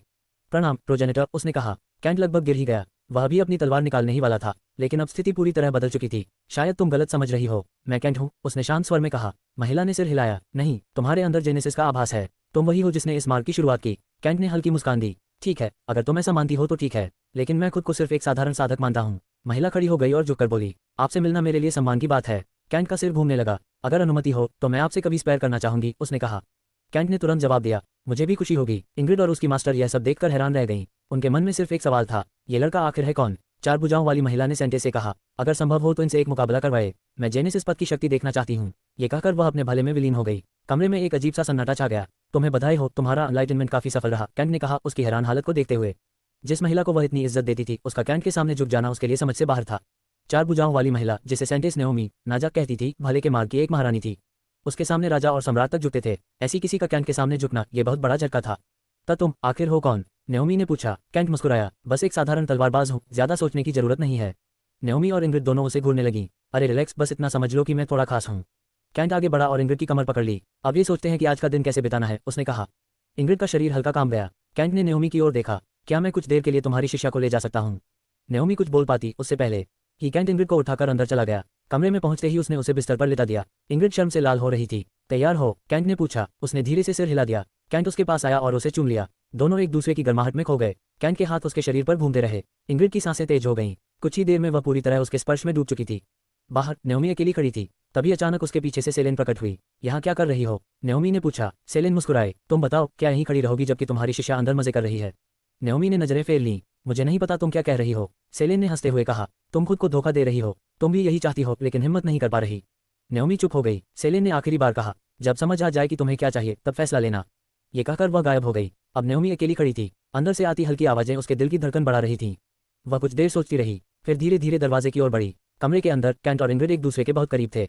इंग्रिड पूरी तरह उसके एहसासों में खो चुकी थी। कुछ समय बाद वह थककर बिस्तर पर लेट गई। कैंट मुस्कुराया, तुम बहुत संवेदनशील हो और यह अच्छी बात है। तभी कैंट ने दरवाजे की ओर देखा। नेओमी अंदर आ चुकी थी। उसके चेहरे पर हल्की शर्म और झिझक साफ दिख रही थी। वह मजबूत दिखने की कोशिश कर रही थी, लेकिन उसके हाथों की हल्की हरकतें उसकी सच्चाई बता रही थीं। कैंट ने मुस्कुराकर उसके हाथ पकड़ लिए। तो बताओ, इस अचानक आने की वजह क्या है? इंग्रिड बिस्तर पर लेटी हुई अपनी सांसें संभाल रही थी। उसने अपनी गुरु की ओर देखा और हल्की मुस्कान दी। उस मुस्कान को देखकर नेओमी का मन शांत हो गया, जैसे किसी अपने की स्वीकृति मिल गई हो। सेलेन के बाद इंग्रिड ही उसकी जिंदगी में सबसे करीब थी, इसलिए उसका मुस्कुराना उसके लिए बहुत मायने रखता था। कैंट ने उसका हाथ पकड़ा और उसे अपनी ओर खींच लिया। तुमने सही फैसला लिया, उसने मुस्कुराते हुए कहा। नेओमी जानती थी कि यह फैसला आसान नहीं था। कैंट साधारण इंसान नहीं था। उसके भीतर केओस ड्रैगन का रक्त था। उसकी शक्ति, उसकी प्रकृति, सब कुछ असामान्य था। लेकिन फिर भी उसने उसे अपना जीवनसाथी चुना, और यह शायद उसकी जिंदगी का सबसे बड़ा फैसला था। अब उसे बस उस रास्ते पर आगे बढ़ना था। कैंट ने इंग्रिड की ओर देखा। इंग्रिड, क्यों ना हम इसे थोड़ा और मजेदार बनाएं? इंग्रिड बस मुस्कुरा दी, अभी भी थकी हुई थी। कैंट ने नेओमी का हाथ पकड़ा और उसे करीब खींच लिया। उनके बीच की दूरी खत्म हो गई। नेओमी का दिल तेजी से धड़क रहा था। यह उसका पहला अनुभव था। वह हिचकिचाई, लेकिन पीछे नहीं हटी। धीरे धीरे वह भी इस पल में बहने लगी। कैंट ने उसे बिस्तर पर लिटाया। कुछ ही देर में वह पूरी तरह उसके एहसासों में खो चुकी थी। उसकी सांसें तेज हो गईं। उसके होंठों से अनजानी आवाजें निकलने लगीं। इंग्रिड एक तरफ बैठी यह सब देख रही थी। उसके चेहरे पर हल्की मुस्कान थी। उसे खुशी थी कि उसकी गुरु भी अब इस अनुभव को महसूस कर रही है। कुछ समय बाद नेओमी पूरी तरह थक चुकी थी। उसकी सांसें भारी हो गई थीं, लेकिन कैंट रुका नहीं। वह उसे संभालते हुए फिर से अपने पास खींच लाया। इंग्रिड भी अब उसके करीब आ चुकी थी। उसने धीरे धीरे उसके स्पर्श को महसूस करना शुरू किया। अब तीनों के बीच की दूरी खत्म हो चुकी थी। कमरे में सिर्फ उनकी सांसों की आवाज गूंज रही थी। समय जैसे रुक गया था। नेओमी की आंखें बंद थीं। वह इस नए एहसास में पूरी तरह डूब चुकी थी। इंग्रिड भी पीछे नहीं रही। वह भी धीरे धीरे इस पल का हिस्सा बन गई। कैंट के चेहरे पर संतोष भरी मुस्कान थी। उसके लिए ये सब सिर्फ आनंद नहीं था, यह एक बंधन था, एक ऐसा बंधन जो अब तीनों को जोड़ चुका था। कुछ देर बाद तीनों शांत हो गए। कमरे में फिर से सन्नाटा छा गया। नेओमी धीरे धीरे अपनी सांसें सामान्य करने लगी। इंग्रिड भी उसके पास लेट गई। कैंट ने दोनों को अपने पास खींच लिया। उसके चेहरे पर वही आत्मविश्वास भरी मुस्कान थी। अब सब कुछ बदल चुका था। कैंट ने गहरी सांस ली। उसके चेहरे पर संतुष्टि साफ झलक रही थी। नेओमी अभी भी उसके करीब थी। उसकी सांसें तेज चल रही थीं। वह पूरी तरह इस नए अनुभव में डूब चुकी थी। उसकी आंखों में झिझक अब नहीं थी। उसकी जगह एक अलग तरह की चमक थी। तुम दोनों मेरी उम्मीद से ज्यादा शरारती निकली, कैंट ने मुस्कुराते हुए कहा। इंग्रिड ने हल्की शर्म के साथ जवाब दिया। आप ही ने हमें ऐसा बना दिया। कैंट हंस पड़ा। शायद, लेकिन तुमने भी मुझे देखने में कोई कसर नहीं छोड़ी थी। इंग्रिड का चेहरा और लाल हो गया। वह कुछ नहीं बोली। कमरे में एक अजीब सी शांति थी, लेकिन वह शांति भी गर्माहट से भरी हुई थी। कैंट ने इंग्रिड की ओर देखा। वह अभी भी थोड़ी थकी हुई थी, लेकिन उसकी आंखों में संतोष साफ दिख रहा था। अब आगे बढ़ते हैं, कैंट ने कहा। उसने धीरे से उसे अपनी ओर खींचा। इंग्रिड का दिल फिर से तेज धड़कने लगा। यह उसका पहला अनुभव था और वह पूरी तरह उसमें बह चुकी थी। धीरे धीरे वह फिर से उस एहसास में डूबने लगी। कुछ ही देर में उसकी सांसें फिर से भारी हो गईं। उसकी पकड़ कस गई। वह खुद को रोक नहीं पा रही थी। नेओमी एक तरफ खड़ी यह सब देख रही थी। उसके चेहरे पर गहरी लाली थी। वह खुद को संभालने की कोशिश कर रही थी, लेकिन अब वह भी इस माहौल से प्रभावित हो चुकी थी। उसके मन में सवाल उठ रहे थे। क्या वह भी ऐसा ही महसूस करेगी? क्या वह भी खुद को इतना खो देगी? उसने अपने होंठ दबा लिए। अब पीछे हटने का कोई मतलब नहीं था। वह पहले ही इस रास्ते पर कदम रख चुकी थी। कुछ समय बाद इंग्रिड पूरी तरह थक गई। उसका शरीर ढीला पड़ गया। कैंट ने उसे धीरे से संभाला। उसकी आंखों में संतोष और हल्की चमक थी। उसने खुद को पहले से ज्यादा मजबूत महसूस किया, जैसे उसके भीतर कुछ बदल गया हो। वह समझ नहीं पा रही थी कि यह कैसे हुआ, लेकिन वह महसूस कर सकती थी कि उसका स्तर बढ़ गया है। उसने कुछ पूछना चाहा, लेकिन चुप रही। कैंट ने उसकी ओर देखा, जैसे वह समझ गया हो। फिर उसने नेओमी की ओर देखा। उसके चेहरे पर एक हल्की शरारती मुस्कान थी। वह उसके करीब आया। नेओमी का दिल फिर से तेज धड़कने लगा। उसने उसकी ओर देखा। उसकी आंखों में अब डर नहीं था, बस झिझक और उत्सुकता थी। कैंट ने उसका हाथ पकड़ा और उसे अपनी ओर खींच लिया। अब तुम्हारी बारी है, उसने धीरे से कहा। नेओमी ने हल्की सांस ली। वह जानती थी कि यह पल आएगा। अब वह तैयार थी। धीरे धीरे उसने खुद को छोड़ दिया। उसका शरीर उसकी पकड़ में ढीला पड़ गया। कुछ ही देर में उसकी सांसें भी भारी होने लगीं। कमरे में फिर से वही गर्म माहौल बन गया। इंग्रिड एक तरफ से ये सब देख रही थी। इस बार उसके चेहरे पर एक अलग मुस्कान थी। अब उसकी गुरु भी उसी रास्ते पर चल चुकी थी। समय बीतता गया। नेओमी भी धीरे धीरे उस एहसास में पूरी तरह डूब गई। उसकी आवाज अब कमरे में गूंज रही थी। वह खुद को रोक नहीं पा रही थी। कुछ देर बाद वह भी थककर झुक गई। कैंट ने उसे संभाला। दोनों के शरीर में एक अजीब सी ऊर्जा फैल गई। नेओमी ने हैरानी से उसकी ओर देखा। ये क्या था? उसने धीमे से पूछा। वह अभी भी उस एहसास को समझने की कोशिश कर रही थी, लेकिन एक बात साफ थी, अब उसकी जिंदगी पहले जैसी नहीं रहने वाली थी। कैंट और सेंटेस दोनों कुछ पल के लिए चुप हो गए। जो अभी हुआ था वह सामान्य नहीं था। नेओमी ने साफ महसूस किया कि उसके भीतर एक शक्तिशाली ऊर्जा प्रवेश कर गई है, जैसे उसने कोई दुर्लभ खजाना प्राप्त कर लिया हो। उसकी कल्टिवेशन अचानक तेजी से बढ़ने लगी। उधर कैंट भी हैरान था। वह पहले रूट सेंट के चौथे स्तर पर था, लेकिन अब वह सीधे 7वें स्तर तक पहुंच चुका था। 3 स्तर एक साथ बढ़ जाना, यह बिल्कुल असामान्य था। यह क्या हुआ? नेओमी ने आश्चर्य से पूछा। उसकी आवाज में साफ हैरानी थी। इंग्रिड भी उतनी ही चौंकी हुई थी। वह लंबे समय से अपने अगले स्तर तक पहुंचने की कोशिश कर रही थी, लेकिन अभी उसे महसूस हो रहा था कि उसका बॉटलनेक लगभग टूट चुका है, जैसे अब ब्रेक थ्रू बहुत आसान हो जाएगा। कुछ पल की चुप्पी के बाद कैंट मुस्कुराया। अब इसे छुपाने का कोई फायदा नहीं है, उसने कहा। दोनों ने उसकी ओर देखा। मैं एक डुअल कल्टिवेटर हूँ। दोनों की आंखें चौड़ी हो गईं। उन्हें शक तो था, लेकिन यकीन नहीं था। लेकिन ये कैसे संभव है? नेओमी ने पूछा। साधारण शब्दों में, कैंट ने समझाया। जब हम साथ होते हैं तो हम दोनों की शक्ति बढ़ती है, जैसे दो स्रोत एक दूसरे को ऊर्जा दे रहे हों। दोनों अब भी समझने की कोशिश कर रही थीं। उनकी जानकारी के अनुसार ऐसा तभी संभव था जब दोनों की डुअल कल्टिवेशन में निपुण हो, लेकिन यहाँ ऐसा नहीं था। फिर भी प्रभाव साफ दिख रहा था। कैंट ने आगे कहा, मेरी टेक्निक अलग है, मुझे सामने वाले की क्षमता की जरूरत नहीं होती, मेरी यांग एनर्जी ही इतनी शक्तिशाली है कि दोनों को लाभ मिलता है। नयोमी चुप हो गई, वह गहराई से सोच रही थी। उसने हमेशा अपनी ताकत मेहनत से हासिल की थी, बिना शॉर्टकट्स के, इसलिए उसे चिंता थी कि कहीं यह उसकी फाउंडेशन को कमजोर न कर दे। कैंट ने उसकी ओर देखा और हल्का मुस्कुराया, चिंता मत करो, इससे तुम्हारी फाउंडेशन कमजोर नहीं होगी बल्कि और मजबूत होगी। उसने हल्के अंदाज में जोड़ा, वैसे भी मैं एक एल्केमिस्ट भी हूँ, लोग मुझे परफेक्ट एल्केमिस्ट कहते हैं। दोनों कुछ पल तक उसे देखती रह गईं, जैसे वह कोई सामान्य इंसान नहीं बल्कि कुछ और ही हो। कैंट ने फिर उन्हें अपने बारे में और बताया, अपनी एबिलिटीज, अपनी कनेक्शंस और अपनी बाकी साथियों के बारे में। हालांकि उसने कुछ बातें अभी छुपा लीं। जब वह खत्म हुआ, दोनों पूरी तरह स्तब्ध थीं। अगर तुम दोनों का यही रिएक्शन रहेगा तो मेरी बाकी दुनिया देखकर क्या करोगी? कैंट हंसते हुए बोला। फिर वह थोड़ा गंभीर हुआ। उसने दोनों की ओर देखा। यह अब सबसे महत्वपूर्ण पल था। तो बताओ, क्या तुम दोनों मेरे साथ आगे बढ़ना चाहती हो, मेरी साथी बनना चाहती हो और मेरे साथ इस रास्ते पर चलना चाहती हो? कमरे में फिर से सन्नाटा छा गया। अब फैसला उनका था। देवलोक, वेक्स्ट्रा अपने ही संसार में अकेली बैठी थी। वह अपनी पसंदीदा कहानी पढ़ रही थी, जिसमें अभी अभी मुख्य पात्र की किस्मत उससे छीन ली गई थी और उसके अपने लोग उसे भूल चुके थे। इस मोड़ ने उसे भीतर तक झकझोर दिया। वह इस कहानी से इतनी जुड़ी हुई थी कि वह 19 घंटे से लगातार पढ़ रही थी, बिना रुके। लेकिन तभी एक आवाज उसके मन में गूंजी। हेलो मेरी देवी, आशा है आप ठीक होंगी। कैंट की आवाज आए। वेक्स्ट्रा मुस्कुराए। लगता है तुमने आखिरकार नई साथी बना ही ली, उसने हल्के व्यंग्य से कहा। एक नहीं, दो, कैंट ने जवाब दिया। वेक्स्ट्रा हल्का हंस पड़ी। अच्छा है, अब सही दिशा में बढ़ रहे हो। तुम सबसे बेहतरीन देवी हो, कैंट ने कहा। इतना मत बढ़ाओ मुझे और जल्दी मिलने आना, उसने मुस्कुराते हुए कहा। कैंट ने हल्का सिर हिलाया और ध्यान वापस अपने सामने बैठी दोनों महिलाओं पर केंद्रित किया। तो क्या तुम दोनों तैयार हो, उसने पूछा। इंग्रिड और नयोमी ने एक दूसरे की ओर देखा और फिर सिर हिला दिया। कैंट ने मन ही मन आदेश दिया। अगले ही पल एक नई ऊर्जा उसके भीतर दौड़ गई। दोनों महिलाओं ने भी बदलाव महसूस किया। उनके बीच एक अदृश्य संबंध बन गया। कुछ ही क्षणों में वेक्स्ट्रा और बाकी महिलाएं उनसे जुड़ गईं। उनके चेहरे पर एक के बाद एक भाव बदलते गए। करीब 10 मिनट बाद वे धीरे धीरे शांत हुईं। कैंट ने सिस्टम संदेशों की ओर देखा। बधाई हो मास्टर, आपने अपनी 7वीं साथी जोड़ी, इंग्रिड ओक्रान। नया कौशल प्राप्त, फोकस पैसिव, जोड़ 20,000 सोल एसेंस, जोड़ 1100 स्टैट पॉइंट्स। बधाई हो मास्टर, आपने अपनी 8वीं साथी जोड़ी, सेंटेस नयोमी आर्मास। नया कौशल प्राप्त, अनलाइटन पैसिव, जोड़ 60,000 सोल एसेंस, जोड़ 4900 स्टैट पॉइंट्स। कैंट की आंखें चमक उठी। ये तो बहुत ज्यादा है। अचानक उसे महसूस हुआ उसकी शक्ति तेजी से बढ़ रही थी। आप सोल कल्टिवेशन में टियर 6 पर पहुंच गए। आप सोल कल्टिवेशन में टियर 7 पर पहुंच गए।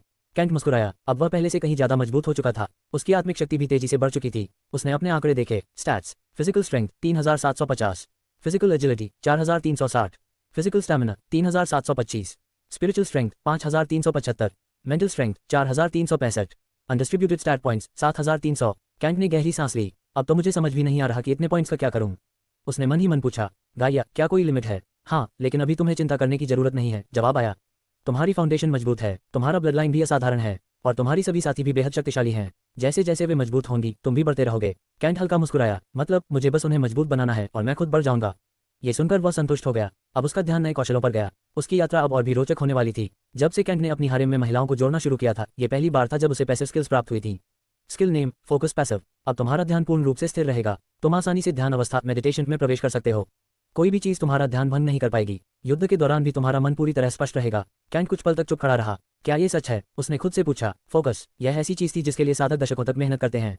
कई लोग पूरी जिंदगी लगा देते हैं लेकिन फिर भी इसे पूरी तरह हासिल नहीं कर पाते, और उसे यह यूं ही मिल गई। कैंट हल्का हंस पड़ा। लगता है किस्मत सच में साथ दे रही है। लेकिन ये यही खत्म नहीं हुआ। दूसरी स्किल और भी खास थी। Skill name, enlighten passive. अब तुम्हारे लिए एनलाइटनमेंट प्राप्त करना आसान होगा। ध्यान करते समय तुम्हारी समझ और स्पष्टता बढ़ेगी। किसी भी मार्ग पर चलते हुए तुम्हें गहरी समझ प्राप्त करने के अवसर मिलेंगे।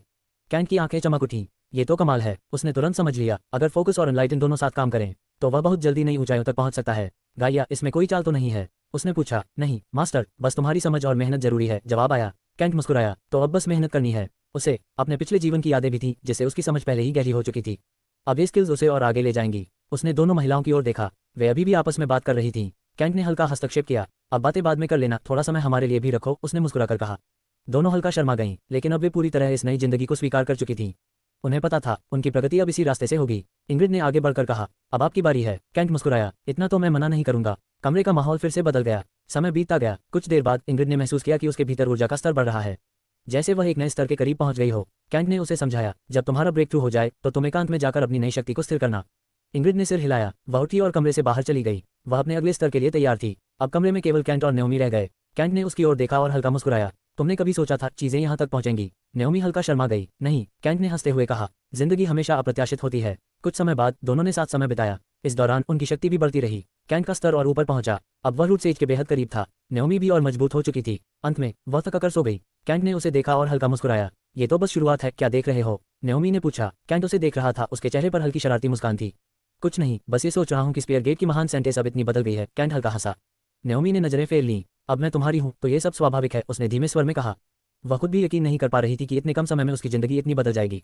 1 महीने से भी कम समय में सब कुछ बदल गया था। कैंट ने उसे देखा और मुस्कुराया। तो अब क्या प्लान है? नेओमी ने पूछा, लेकिन इस बार कैंट ने कुछ अलग किया। उसने अपने स्पेस से एक डार्क गोल्ड एम्ब्रोसिया फल निकाला। नेओमी की आंखें चौड़ी हो गईं। यह, कैंट ने फल उसकी ओर बढ़ाया। तुमने आज काफी मेहनत की है, अब अपनी स्पिरिट रूट को और मजबूत करो। नेओमी चुप रह गई। जितनी तुम मजबूत बनोगी उतना ही मैं भी मजबूत बनूंगा, कैंट ने शांत स्वर में कहा। कुछ पल के लिए माहौल शांत हो गया। नेओमी की आंखों में भावनाएं साफ दिख रही थीं। धन्यवाद, उसने धीरे से कहा और कैंट को गले लगा लिया। कैंट ने मुस्कुराते हुए उसके सिर पर हाथ फेरा। फिर उसने एक और फल निकाला। ये तुम्हारी बहन के लिए, उसने कहा। नेओमी हल्का सा मुस्कुराए। वह अभी भी मेरी शिष्या है, उसने थोड़ा रुकते हुए कहा। कैंट हंस पड़ा। ठीक है, जो तुम्हें अच्छा लगे। कुछ पल बाद नेओमी ने पूछा, क्या हम बाद में स्पार कर सकते हैं? कैंट की आंखों में चमक आ गई। जरूर, लेकिन पहले तुम अपनी शक्ति स्थिर कर लो। नेओमी ने सिर हिलाया। मैं जल्दी वापस आऊंगी। वह जाने ही वाली थी, लेकिन एक पल के लिए रुकी और फिर हल्की मुस्कान के साथ वापस मुड़ी। कुछ देर बाद वह चली गई अपने नए स्तर को स्थिर करने। कैंट अकेला रह गया। उसने कुछ देर आराम किया, फिर उठकर बाहर निकल गया। जैसे ही वह स्पीयर गेट से बाहर आया, वही लोग फिर सामने खड़े थे। तुम लोग मानोगे नहीं, है ना? कैंट ने हल्की मुस्कान के साथ कहा। इस बार भी वे उसे रोकने के लिए खड़े थे, लेकिन कैंट के चेहरे पर कोई चिंता नहीं थी। मैं पहले भी कह चुका हूँ, मुझे कोई नहीं रोक सकता। उसकी आवाज़ शांत लेकिन भारी थी। जब उसने कहा, स्पीयर गेट अब मेरा भी घर है, क्योंकि मेरी औरत वहाँ रहती है। सबके चेहरे बदल गए। उनकी आंखों में गुस्सा साफ दिख रहा था, लेकिन कैंट बस मुस्कुराया। अगर समस्या है तो जाकर रो लो, उसने तंज कसते हुए कहा। फिर वह आगे बढ़ा। इस बार उसने अपनी तलवार की आभा स्वॉर्ड इंटेंट छोड़ी। कुछ ही सेकंड में कई लोग पीछे हट गए। उनके चेहरे पीले पड़ गए। कोई भी उसके सामने खड़ा रहने की हिम्मत नहीं कर पाया। कैंट बिना रुके उनके बीच से निकल गया। पीछे सिर्फ खामोशी रह गई। कुछ देर बाद वह स्वॉर्ड गेट पहुंचा। वहां गेट मास्टर उसका इंतजार कर रही थी। लगता है तुम काफी रिलैक्स लग रहे हो, कैंट ने कहा, लेकिन उसने कोई जवाब नहीं दिया। उसकी नजरें तेज हो गईं। उसे सब महसूस हो चुका था। कैंट बस मुस्कुराया। स्वॉर्ड गार्डन 1 घंटे में खुलेगा, उसने कहा। हमें अभी निकलना होगा। वह आगे बढ़ गई। कैंट उसके पीछे चल पड़ा। उसने हल्की मुस्कान के साथ उसे देखा। दिलचस्प, कैंट ने अपनी तलवार की इच्छा स्वॉर्ड इंटेंट को बिल्कुल भी छुपाया नहीं। असल में उसने कभी छुपाने का सोचा ही नहीं था। गेट मास्टर उसे तोड़ना चाहती थी, लेकिन उसे यह एहसास नहीं था कि वह एक ड्रैगन से खेल रही है। कैंट पहले ही 2 सेंटेंस को जीत चुका था, इसलिए एक गेट मास्टर उसके लिए ज्यादा मुश्किल नहीं थी। लेकिन जहां कैंट अपने मन में अलग अलग ख्यालों में उलझा था, वहीं गेट मास्टर अपने फैसले पर पछता रही थी कि वह उसके आगे चल रही है। दोनों कुछ देर तक तेजी से चलते रहे। कुछ मिनट बाद वे एक छोटे से झरने के सामने रुके। झरने के पीछे एक गुफा थी और वही गुफा स्वॉर्ड गार्डन का प्रवेश द्वार थी। ये जगह बहुत खास थी। हजारों साल पहले एक पुराने सेक्ट मास्टर ने इसे खोजा था। इस जगह में तलवार की ऊर्जा भरी हुई थी। यहाँ आने के बाद किसी भी तलवारबाज की समझ कई गुना बढ़ जाती थी।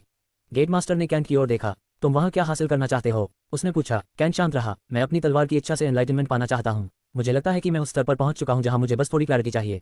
गेट मास्टर हल्का सा मुस्कुराए। तुम किस स्तर पर हो? उसने पूछा। कैंट ने सीधा जवाब नहीं दिया। उसने एक अलग सवाल पूछा। क्या आपने कभी सोचा है कि तलवार की इच्छा सिर्फ भावना या इरादे से ज्यादा भी हो सकती है? गेट मास्टर की मुस्कान गायब हो गई। कैंट आगे बोला। हम जानते हैं कि स्वॉर्ड इंटेंट किसी तलवारबाज की इच्छा, समझ और संकल्प का रूप होता है, लेकिन अगर यह उससे भी ज्यादा हो, अगर स्वॉर्ड इंटेंट सिर्फ दिखाने का माध्यम नहीं बल्कि एक ऐसी शक्ति हो जो खुद वास्तविकता को बदल सके। गेट मास्टर ध्यान से सुन रही थी। कैंट ने अपनी बात जारी रखी। कल्पना कीजिए, आप तलवार निकालते हैं और समय धीमा हो जाता है, या फिर आप तलवार निकालते हैं और आसपास की दुनिया बदलने लगती है।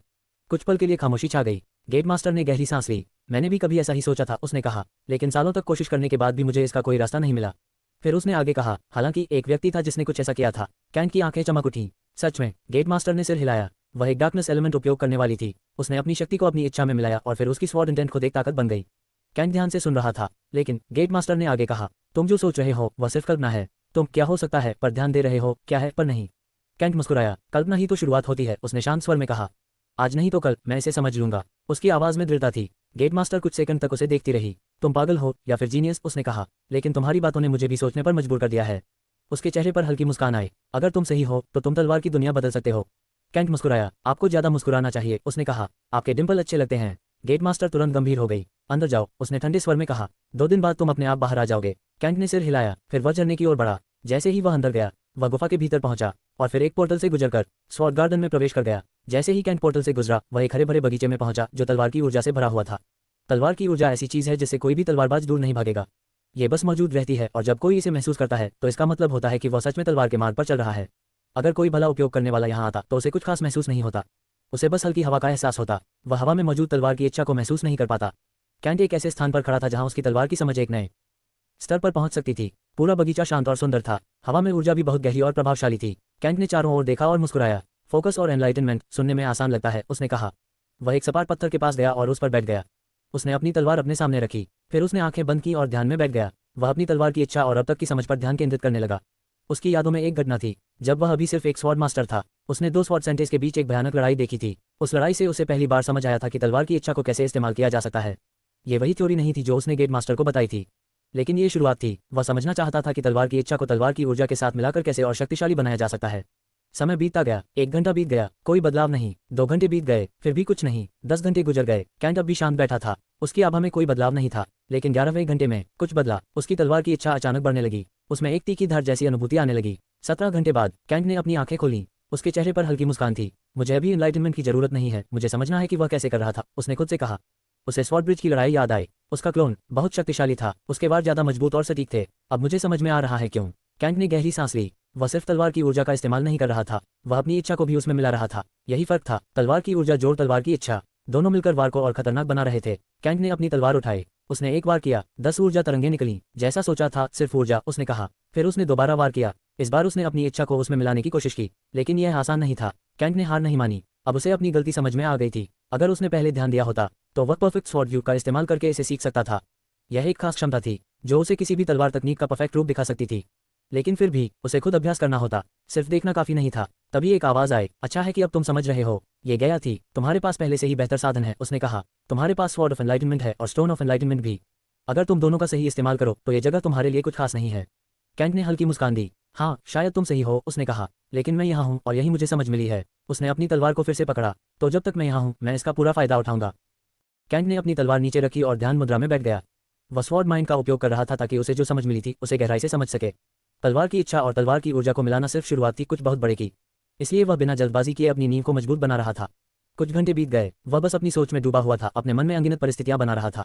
ऐसा करते करते पूरा एक दिन बीत गया। तब उसने अपनी आंखें खोली और फिर से अपनी तलवार उठाई। इस बार उसने तलवार को अलग तरीके से पकड़ा। दाएं हाथ से हिल्ट पकड़ी और बाएं हाथ से म्यान। उसने आंखें बंद की। उसकी तलवार की इच्छा उभरने लगी। ऊर्जा तलवार के चारों ओर घूमने लगी। अचानक उसने आंखें खोली, तलवार निकाली, एक ही वार किया और अगले ही पल तलवार वापस म्यान में चली गई। सब कुछ 1 सेकंड से भी कम समय में हुआ, लेकिन तलवार की ऊर्जा तरंगे बाहर निकली और बगीचे के एक हिस्से को नष्ट कर दिया।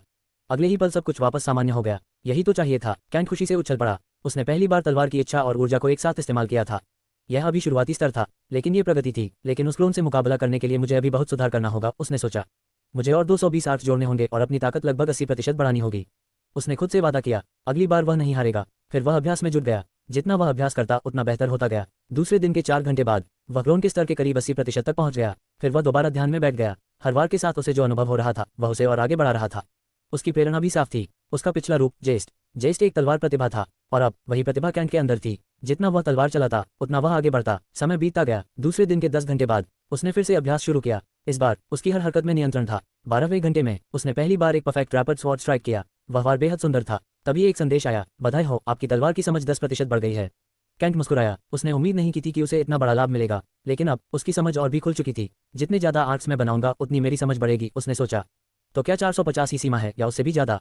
यह एक नया सवाल था और वह इसका जवाब ढूंढना चाहता था। वह लगातार तलवार चलाने लगा। एक के बाद एक ऊर्जा तरंगें निकलती गईं। जितना वह करता उतना वह सीखता गया। समय बीतता गया। अचानक गया की आवाज आई, 5 मिनट बचे हैं। कैंट रुक गया। उसने गहरी सांस ली, फिर एक आखिरी वार किया। 380 तलवार आर्ट्स एक साथ निकले। उसके चेहरे पर मुस्कान थी। वह एनलाइटनमेंट के लिए आया था, लेकिन उसे उससे भी ज्यादा मिला। अब वह समझ चुका था तलवार की इच्छा और ऊर्जा को कैसे मिलाना है। भले ही वह अभी शुरुआती स्तर पर था, लेकिन रास्ता साफ था। अगला कदम होगा इसमें किसी तत्व को जोड़ना, उसने सोचा।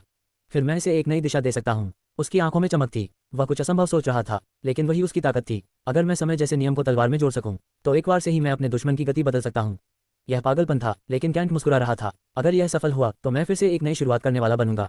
और उसी मुस्कान के साथ वह गार्डन से बाहर टेलीपोर्ट हो गया। कैसा रहा? मास्टर मारा ने पूछा जैसे ही कैंट बाहर प्रकट हुआ। 2 दिन पूरे हो चुके थे और जैसा उसने कहा था वह उसका इंतजार कर रही थी। अच्छा रहा, कैंट ने जवाब दिया। भले ही मुझे वह एनलाइटनमेंट नहीं मिला जिसकी उम्मीद थी, लेकिन मुझे उससे भी ज्यादा कीमती चीज मिली। मारा ने सिर हिलाया। तो फिर तुमने अपना मौका बर्बाद नहीं किया जैसे ज्यादातर लोग करते हैं, उसने कहा। शायद, कैंट ने हल्की मुस्कान के साथ जवाब दिया। वह सोच रहा था कि क्या उसे अपने ब्रेकर थ्रू के बारे में बताना चाहिए। तलवार की इच्छा और ऊर्जा को मिलाने का उसका तरीका कोई पूरी तरह नया नहीं था, लेकिन उसकी समझ अलग थी। उसने मारा के चेहरे को ध्यान से देखा। कोई खास जिज्ञासा नहीं थी। आखिर में कैंट ने फैसला किया कि वह ये बात अपने तक ही रखेगा। अभी नहीं, अगर कभी वह उस पर भरोसा कर पाया तभी वह साझा करेगा। वैसे तुम्हारे मास्टर कहाँ हैं? मारा ने पूछा। वह बंद साधना में है, कैंट ने जवाब दिया। उन्हें कह देना कि बाहर आने पर मुझसे मिले, उसने कहा। वह कुछ और कहना चाहती थी, लेकिन रुक गई। मैं बता दूंगा, कैंट ने कहा। कुछ पल की चुप्पी के बाद कैंट ने विषय बदला। वैसे मैंने सुना है कि आने वाले सेक्ट प्रतियोगिता के लिए 2 जगह अभी खाली हैं, उसने मुस्कुराते हुए कहा। मारा ने उसे देखा। क्या तुम उसमें शामिल होना चाहते हो? ये तो स्वाभाविक है, कैंट ने कहा। अगर यह सेक्ट जीतना चाहता है तो मुझे शामिल करना चाहिए। आखिर मैंने हाल ही में एक स्पीयर सेंटेस को हराया है। मारा हल्का हंसी। तुम सोचते हो कि सेक्ट की जीत तुम्हारे या उस लड़की पर निर्भर है?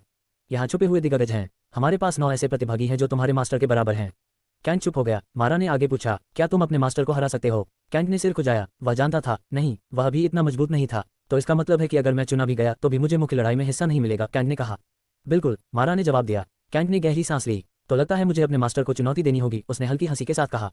मारा ने इसे गंभीरता से नहीं लिया, लेकिन कैंट सच में सोच रहा था। वह मजबूत दुश्मनों से लड़ना चाहता था और इससे बेहतर मौका नहीं हो सकता था। जाओ और अपने ब्रेकर थ्रू पर ध्यान दो, मारा ने कहा। स्वॉर्ड टावर में जाकर अभ्यास करो। यह एक सलाह थी, एक गेट मास्टर की तरह। हर गेट के पास अपना टावर होता है जहां अभ्यास और साधना तेज हो जाती है, लेकिन कैंट के पास उससे भी बेहतर चीज थी, उसका अपना टावर। इसलिए वह वहां जाने का सोच भी नहीं रहा था। मैं आपकी सलाह मानूंगा, उसने शिष्टता से कहा। फिर वह मुड़कर चल दिया। मारा इस बार उसके आगे नहीं चली। उसे सबक मिल चुका था। कुछ कदम चलने के बाद कैंट रुका। उसने पीछे मुड़कर देखा। फिर उसने अपनी स्पेस रिंग से एक वाइन निकाली। ये लो, उसने बोतल उसकी ओर बढ़ाई। पिछली बार तुम्हें पसंद आई थी। फिर उसने हल्की मुस्कान के साथ कहा, और मेरा ऑफर अभी भी है, एक मसाज और तुम खुद वापस आओगी। ये कहकर वह चला गया, सीधे अपने निवास की ओर। वहां पहुंचकर वह अपने टावर में गया, सीधे स्टोन ऑफ एनलाइटनमेंट के पास, और फिर वह दोबारा अभ्यास में डूब गया। उसके पास 24 दिन थे। अंदर बाहर की दुनिया में बस एक दिन बीतेगा, और तब तक इंग्रिड और उसकी मास्टर भी अपनी साधना पूरी कर चुकी होंगी। कैंट को टावर के अंदर तलवार मन स्वॉर्ड माइंड का अभ्यास करते हुए 12 दिन हो चुके थे। इन 12 दिनों में उसने अपने मन के माध्यम से 10,002 तलवार तकनीकों में महारत हासिल करने पर ध्यान दिया। अंदर आने से पहले वह केवल 700 तकनीकों में निपुण था, लेकिन अब तलवार बगीचे में मिले ब्रेकर थ्रू और उसके बाद की प्रगति के कारण उसकी गति तेज हो गई। अब तक वह 4,560 तकनीकों में महारत हासिल कर चुका था। इससे उसका एनहांस स्वॉर्ड और इंटेंट, जो लेवल 5 पर था, बढ़कर लेवल 6 हो गया और लेवल 7 की ओर बढ़ने लगा। लेकिन कैंट 4,600 पर रुक गया, क्योंकि वह यहाँ स्वॉर्ड माइंड के लिए नहीं आया था। वह तो बस एक तरीका था अपनी नींव मजबूत करने का और फोकस पैसिव स्किल को परखने का। फोकस स्किल सच में कमाल की है, कैंट खड़ा होते हुए बोला। वह आगे बढ़ा और सोचने लगा, अपनी पहली एनलाइटनमेंट कैसे प्राप्त करे। गया और उसकी मास्टर दोनों ने कहा था, एनलाइटनमेंट शक्ति को एक नए स्तर पर ले जाती है। जिसके पास एनलाइटनमेंट हो उससे लड़ना आसान नहीं होता। इसलिए अब वह उसी दिशा में बढ़ रहा था। मुझे महसूस हो रहा है एनलाइटनमेंट करीब है, कैंट बुदबुदाया। बस मुझे रैपिड स्लैश को एक खास स्तर तक मास्टर करना है। वह परफेक्ट स्वॉर्ड व्यू की ओर बढ़ा। गया, उसने पुकारा। अगले ही पल छोटी कॉस्मिक लोली प्रकट हो गई। आखिरकार तुम मेरी बनाई चीजों का इस्तेमाल कर रहे हो। वह थोड़ी नाराज लग रही थी। कैंट मुस्कुराया, मतलब ये सब यूनिक नहीं है। गया ने गुस्से में उंगली उठाई। ये यूनिक है, परफेक्ट स्वॉर्ड व्यू सिर्फ तुम्हारे पास है। कैंट हंस पड़ा। ठीक है, मैं मानता हूँ। आखिर में गया ने उसे समझाया, कैप्सूल में बैठो और स्किल चुनो। वह अंदर गया। उसके सामने एक वर्चुअल दुनिया खुल गई। आसमान, समुद्र और पहाड़ों के बीच। स्क्रीन पर विकल्प आए, string sovereign strike, annihilation sword, 9 calamity sword, void cutter, elemental lord. Kant ने चुना अनाइलेशन स्वॉर्ड। तुरंत एक क्लोन प्रकट हुआ। उसने एक बार किया और 100 तलवार आर्क्स निकल पड़े। कैंट की आंखें चमक उठी। उसे सब दिख रहा था, ऊर्जा का प्रवाह, इंटेंट का मेल, हर चीज। फिर 200 आर्क्स, फिर 450 आर्क्स। ये सिलसिला चलता रहा। इस बार कैंट ने देखने के बजाय महसूस करना शुरू किया। वह बैठ गया और आंखें बंद कर ली। 6 दिन तक वह सिर्फ महसूस करता रहा, ऊर्जा, इंटेंट, हर प्रवाह। और फिर बिना तलवार उठाए उसने तकनीक को पूरी तरह समझ लिया। जब वह बाहर आया तो सीधे एटर्नल स्वॉर्ड अरेना पहुंचा। उसने तलवार निकाली और एक बार किया, 200 आर्क्स, फिर कुछ ही पलों में 450 आर्क्स। कैंट मुस्कुराया, लेकिन उसे एहसास हुआ, ये सीमा है 450, उसकी वर्तमान सीमा। अगर मुझे क्लोन को हराना है तो मुझे इस सीमा को तोड़ना होगा। उसने स्वॉर्ड ब्रिज की ओर देखा। मैं जल्द ही वापस आऊंगा। कैंट ने आखिरकार रैपिड स्लैश में महारत हासिल कर ली थी, जो अनाइलेशन स्वॉर्ड तकनीक का पहला रूप था। यह उसके लिए बहुत बड़ी बात थी, क्योंकि अब उसका स्वॉर्ड इंटेंट और स्वॉर्ड ची लेवल 6 तक पहुंच चुके थे। तलवार इंटेंट और क्यूई को एक साथ मिलाने की उसकी प्रगति भी 85% तक पहुंच चुकी थी, यानी वह स्किल के शिखर के बहुत करीब था। लेकिन जिस चीज ने उसे 6 पूरे दिन तक जागकर सोचने पर मजबूर किया, वह ये था कि 450 तलवार आर्क्स निकालने के बाद वह अपनी सीमा तक पहुंच गया था। ऐसा लग रहा था जैसे उसका शरीर इस तकनीक के साथ अब और आगे नहीं बढ़ सकता। इसलिए अब कैंट यही सोच रहा था कि इस सीमा को कैसे तोड़ा जाए। आखिरी 6 दिन उसने स्टोन ऑफ एनलाइटनमेंट पर बैठकर सिर्फ सोचने में बिताए, और इसी दौरान उसे और स्पष्टता मिली। अब उसका फ्यूजन 95% तक पहुंच चुका था। वह लगभग उस बिंदु पर था जहां से या तो एनलाइटनमेंट मिलेगा या फिर नई दिशा। 6 दिन बाद कैंट खड़ा हुआ। वह स्वॉर्ड ब्रिज जाने ही वाला था कि अचानक गया उसके सामने प्रकट हो गई। मास्टर, एक समस्या है, उसने कहा। क्या हुआ? कैंट ने पूछा। वह अभी लड़ाई के मूड में था। उसे पूरा विश्वास था कि इस बार वह क्लोन को हरा देगा, लेकिन गया की बात जरूरी थी। एक स्वॉर्ड सेंटेस आई है, नाम है वाल। गया बोली। वह गेट पर खड़ी है, तुम्हारी मास्टर को गाली दे रही है और तुम्हें बुला रही है।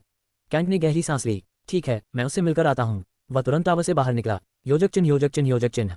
स्वॉर्ड गेट के प्रवेश द्वार पर एक सुनहरे बालों और भूरे आंखों वाली खूबसूरत महिला खड़ी थी, लेकिन उसके चेहरे पर तिरस्कार भरी मुस्कान थी। वह अकेली ही पूरे एल्डर्स के खिलाफ खड़ी थी और जीत भी रही थी। ये थी एवरलास्टिंग इमॉर्टल स्वॉर्ड सेक्ट की स्वॉर्ड सेंटेस वाल। वह अपने सेक्ट की 5 सबसे ताकतवर संतों में से एक थी। उसकी तलवार जितनी तेज थी, उसकी जुबान उससे भी ज्यादा खतरनाक थी। ओल्ड लू, सुना है तुम्हारी दूसरी तलवार काम नहीं करती, क्या मैं उसे काट दूं? उसने तंज कसा। एल्डर लू के दांत भींच गए। ऐसे दांत भींचने से गैप नहीं भरेंगे, उसने फिर कहा। एल्डर लगभग हमला करने ही वाला था, लेकिन वाल सिर्फ मुस्कुरा रही थी। वह यहाँ 2 कारणों से आई थी। पहला, सेंटेस सेलीन को चुनौती देना। दूसरा, कैंट को अपने सेक्ट में ले जाना, एवरलास्टिंग इमॉर्टल स्वॉर्ड सेक्ट में। या तो तुम शामिल होते हो या मरते हो। वह चाहती थी अगर वह सेलीन को हरा दे तो कैंट उसका शिष्य बन जाए, इसलिए वह लगातार अपमान कर रही थी। 20 मिनट तक एल्डर्स सब सहते रहे, लेकिन अब उनका सब्र टूट चुका था। तभी एक शांत लेकिन अहंकारी आवाज गूंजी, मैंने बहुत बदसूरत लोगों को देखा है, लेकिन तुम्हारे जैसा सुंदर होकर अंदर से गंदा इंसान पहली बार देखा है। कैंट सामने आया, उसकी आंखों में ठंडा आत्मविश्वास था। वैल ने उसे घूरा और हल्की मुस्कान दी। तो तुम ही हो, उसने कहा। सुना है तुम मेरी मास्टर को गाली दे रही थी, कैंट बोला। क्यों? वैल ने ठंडे स्वर में जवाब दिया, मैं तुम्हारा सिर लेने आई हूँ। अगर तुम्हारी मास्टर हार गई तो तुम मेरे शिष्य बनोगे और मेरी सेवा करोगे। कैंट मुस्कुराया, मेरी मास्टर कमजोर लोगों से लड़ाई नहीं करती, उसने कहा, लेकिन तुमने मेरे सीनियर्स का अपमान किया है, इसलिए मैं तुम्हें सजा दूंगा। उसकी आवाज शांत थी, लेकिन उसकी आंखें कह रही थीं, हिम्मत है तो स्वीकार करो। गेट मास्टर मारा के होठों पर हल्की मुस्कान आ गई जब उसने कैंट की बात सुनी। वह लगभग 3 किलोमीटर दूर थी, लेकिन उसे सब कुछ साफ साफ सुनाई दे रहा था। स्वॉर्ड सेंटेंस की हर एक बदतमीजी, हर एक शब्द। हालांकि वह उसके स्वभाव को जानती थी, फिर भी एल्डर्स का अपमान उसे खटक रहा था। अगर संभव होता तो वह उसे वहीं मार देती, लेकिन उससे बड़ी समस्या खड़ी हो जाती। अब उसे कुछ करने की जरूरत नहीं थी, क्योंकि कैंट खुद ही जवाब दे रहा था। योजक चिन्ह, योजक चिन्ह, योजक चिन्ह। तुम जैसे ग्रैंड मास्टर तलवारबाज एक स्वॉर्ड सेंटेंस को चुनौती दे रहे हो। वैल हंसते हुए बोली, क्या सपना देख रहे हो? कैंट मुस्कुराया, मैं साफ देख रहा हूँ, उसने शांत स्वर में कहा, और मुझे बस एक ऐसी लड़की दिख रही है जो खुद को सबसे ऊपर समझती है, जबकि असल में वह कुछ भी नहीं है। लेकिन अगर तुम्हारे पास हिम्मत है या कहूँ चाहती है तो मेरी चुनौती स्वीकार करो। उसकी बात सीधा दिल पर लगी। वैल का चेहरा सख्त हो गया। वह खूबसूरत थी, लेकिन उसका आत्मसम्मान उससे भी बड़ा था। तुम बहुत घमंडी हो, उसने कहा। पता है, कैंट ने सीधा जवाब दिया। योजक चिन्ह, योजक चिन्ह, योजक चिन्ह। मैं तुम्हारी चुनौती स्वीकार करती हूँ, वैल बोली, लेकिन मेरी एक शर्त है, तुम मना नहीं कर सकते। कैंट के चेहरे पर हल्की मुस्कान आई। बताओ, अगर मैं जीत गई तो तुम मेरे शिष्य बनोगे और डिवाइन पैलेस सेक्ट छोड़कर एवरलास्टिंग इमॉर्टल स्वॉर्ड सेक्ट में आओगे। कैंट हंसा, ठीक है, उसने कहा, लेकिन अगर मैं जीत गया तो तुम 100 साल के लिए मेरी नौकर बनोगी और अपना सेक्ट छोड़कर यहाँ आओगी। वैल की आंखें सिकुड़ गईं। ज्यादा मत बढ़ो, उसने गुस्से में कहा, मैं तुम्हारी नौकर बनने वाली नहीं हूँ। कैंट ने सीधा जवाब दिया, तो क्या तुम हारने से डर रही हो? ये सुनकर वैल कुछ पल के लिए चुप हो गई। उसके दिमाग में अजीब सा शक पैदा हुआ, ये इतना कॉन्फिडेंट क्यों है? लेकिन उसने तुरंत खुद को संभाला। मैं क्यों सोच रही हूँ कि मैं हारूंगी? उसने गुस्से में कैंट को घूरा। ठीक है, मैं शर्त मानती हूँ, योजक चिन्ह, योजक चिन्ह, योजक चिन्ह। कैंट ने तुरंत 2 कॉन्ट्रैक्ट निकाले। ये कॉन्ट्रैक्ट हमारी शर्त को लागू करेगा, उसने कहा। अगर कोई भी शर्त तोड़ेगा तो उसकी आत्मा हर 2 घंटे में यातना सहेगी जब तक वह हार स्वीकार न करे। वैल ने उसे अजीब नजरों से देखा। उसे भरोसा नहीं था, लेकिन फिर भी उसने खून से साइन कर दिया। उसे क्या पता कि यह कोई साधारण कॉन्ट्रैक्ट नहीं था। योजक चिन्ह, योजक चिन्ह, योजक चिन्ह। एल्डर्स, इन्हें एरिना ले जाएं, कैंट बोला। मैं थोड़ी देर में आता हूँ। एल्डर्स तुरंत तैयार हो गए। वैल को लेकर वे चले गए। योजक चिन्ह, योजक चिन्ह, योजक चिन्ह। कुछ सेकंड बाद गेट मास्टर मारा उसके सामने आ गई। तुम सच में सीरियस हो? उसने गुस्से में पूछा। अगर तुम हार गए तो हमेशा के लिए उसके शिष्य बन जाओगे। कैंट मुस्कुराया, मैं हारने नहीं वाला, उसने कहा। वह रूट ग्रेट सेज है, स्वॉर्ड सेंट है, लेकिन मैं जीतूंगा और तब आप खुद देख लेंगी कि मैं उन 9 चुने गए डिसाइपल्स में शामिल होने लायक हूँ। मारा ने सिर हिलाया। तुम सच में अजीब हो, उसने कहा, लेकिन अंदर से वह जानती थी कैंट साधारण नहीं है। उसकी तलवार, उसका इंटेंट, उसकी सोच, सब अलग था। योजक चिन्ह, योजक चिन्ह, योजक चिन्ह। क्या तुम्हारी मास्टर को पता है? उसने पूछा। नहीं, कैंट ने कहा, वह अभी भी सिक्लूजन में है। यह मेरा फैसला है और चिंता मत करो, मैं सेक्ट की इज्जत नहीं गिरने दूंगा। इतना कहकर कैंट एरिना की ओर चल पड़ा। मारा कुछ देर तक उसकी पीठ देखती रही, फिर धीरे से बोली, हिम्मत तो है इसमें, लेकिन क्या यह उस पागल लड़की के सामने टिक पाएगा? अगले ही पल वह गायब हो गई। नेक्स्ट पार्ट के लिए सिस्टम लिखें। आपको इस उपन्यास की कहानी कैसी लग रही है? कमेंट में जरूर बताइए। आपका हर एक लाइक और सब्सक्राइब मुझे और भी ऐसे ही शानदार उपन्यास लाने के लिए प्रेरित करता है। धन्यवाद।